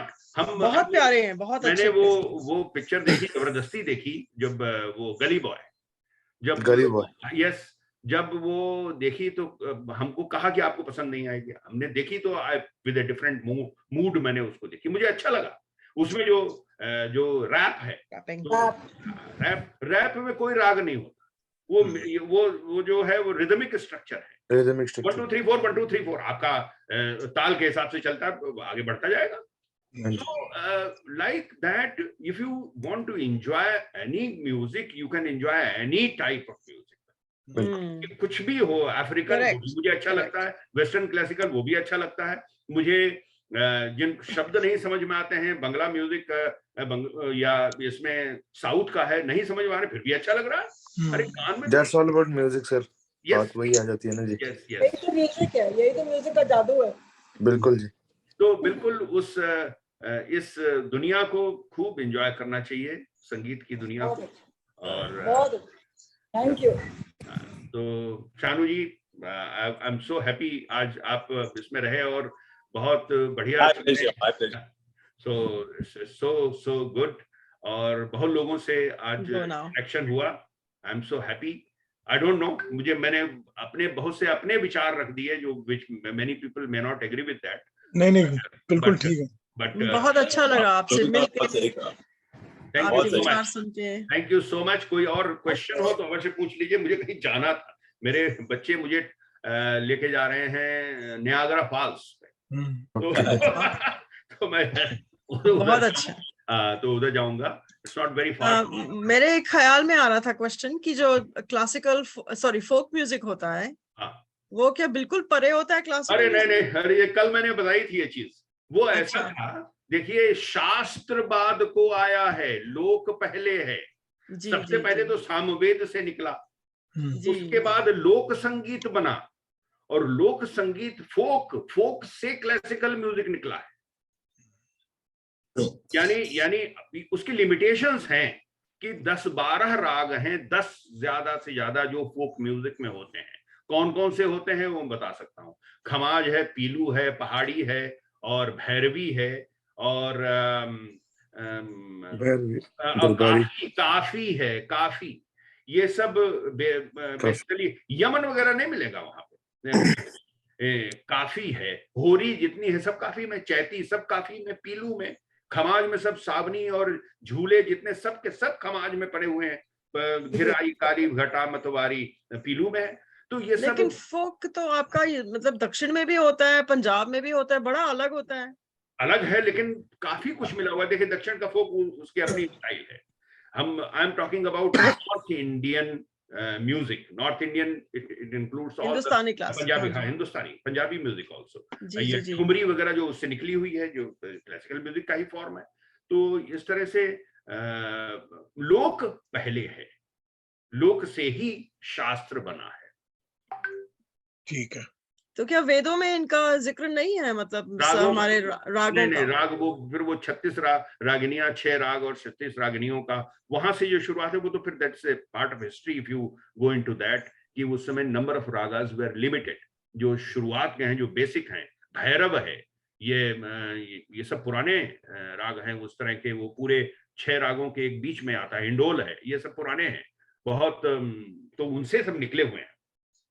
लेकिन कोई कहे शिवरंजनी ढूंढिए पुराने गीतों में, पुरानी इन सब कॉम्पोजिशंस में नहीं। कल मैंने बहुत से मेंशन भी किए थे लता जी के गाए हुए जो कि श्लोक हैं, उनका मैंने मेंशन कल किया हुआ था कि किस किस रागश्री में कितना बढ़िया उन्होंने, यमन में कितना अच्छा गाया हुआ है। ये मूकम करो दिवाशालम कितना बढ़िया है, उसको अलग राग में है, वो अलग राग में है। ये या कुंदेंदु तुषार हार धवला यमन में है। इस तरह से बहुत से निकाल के उन्होंने अलग अलग राग बना करके गाए हुए हैं। तो अब हमारी चौपाइयां हैं, दोहे हैं, इन सब में अलग अलग रागों का प्रयोग है। और मुकेश ने ही जो उन्होंने अपनी जो रामायण गाई हुई है, अलग अलग जगह पे अलग अलग ट्यून, अलग अलग रागों का प्रयोग हुआ है। वाह,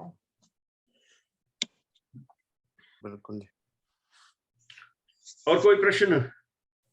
चलिए पांडे जी, फिर मेरी आपकी बात तो होती रहेगी। बिल्कुल। कब जा रहे हैं यूएसए?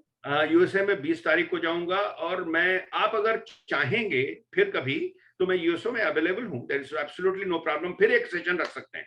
तो यूएसए से आपको कनेक्ट कर सकते हैं? हाँ, व्हाई नॉट। सेम टाइम है, वो तो 1 घंटे पहले है। अच्छा, कौन से शहर में रहेंगे आप? मैं मेम्फिस में रहूंगा, टेनेसी। अच्छा, तो 1 घंटे पहले है हमारे। 1 घंटे पहले, जैसे तो हमारा 10 बजे, मतलब आपको 9 बजे कनेक्ट। हाँ, जैसे इस समय वहाँ 11 बजा हुआ है। हाँ, ठीक है। तो ठीक है। ऐसे कब तक रहेंगे आप यूएसए? मैं वहां पे रहूंगा 15 अक्टूबर तक। ठीक है। और उसके बाद पब्लिक डिमांड आपको फिर दोबारा बुला लेंगे। नहीं, बिल्कुल, मोस्ट वेलकम। मैं I was so happy to interact with. कोई भी वीकेंड सेशन रख सकते हैं सर। हाँ, हमारा वीकेंड ही होता है, सैटरडे संडे। हाँ जी, वीकेंड सेशन रख सकते हैं कोई भी। हमारा वीकेंड सेशन ही होता है सैटरडे संडे। चलिए, और इसमें मैं कोई टाइम का लिमिट नहीं रखता हूँ, चलने देता हूँ जब तक। हाँ जी, बढ़िया, वो बढ़िया है जी। बहुत एंजॉय करते हैं। धन्यवाद। आप सभी को हिंदुस्तान की 75वीं अमृत महोत्सव जो स्वतंत्रता का चल रहा है, बहुत बहुत शुभकामनाएं। हमारे मुंबई में बहुत अच्छा माहौल है, बहुत डेकोरेशन हुआ है, हम एंजॉय कर रहे हैं। काश कि हम वहाँ होते अपनी मातृभूमि में। बहुत सुंदर। एंजॉय करिए और बहुत बहुत शुभकामनाएं आप सब। बहुत शुभकामनाएं जी, बहुत धन्यवाद। नमस्कार। नमस्कार। नमस्कार। नमस्ते। नमस्कार। Thank you Pandey ji. Thank you very much sir. Thank you Pandey ji. Everybody for attending. Thank you. Thank you.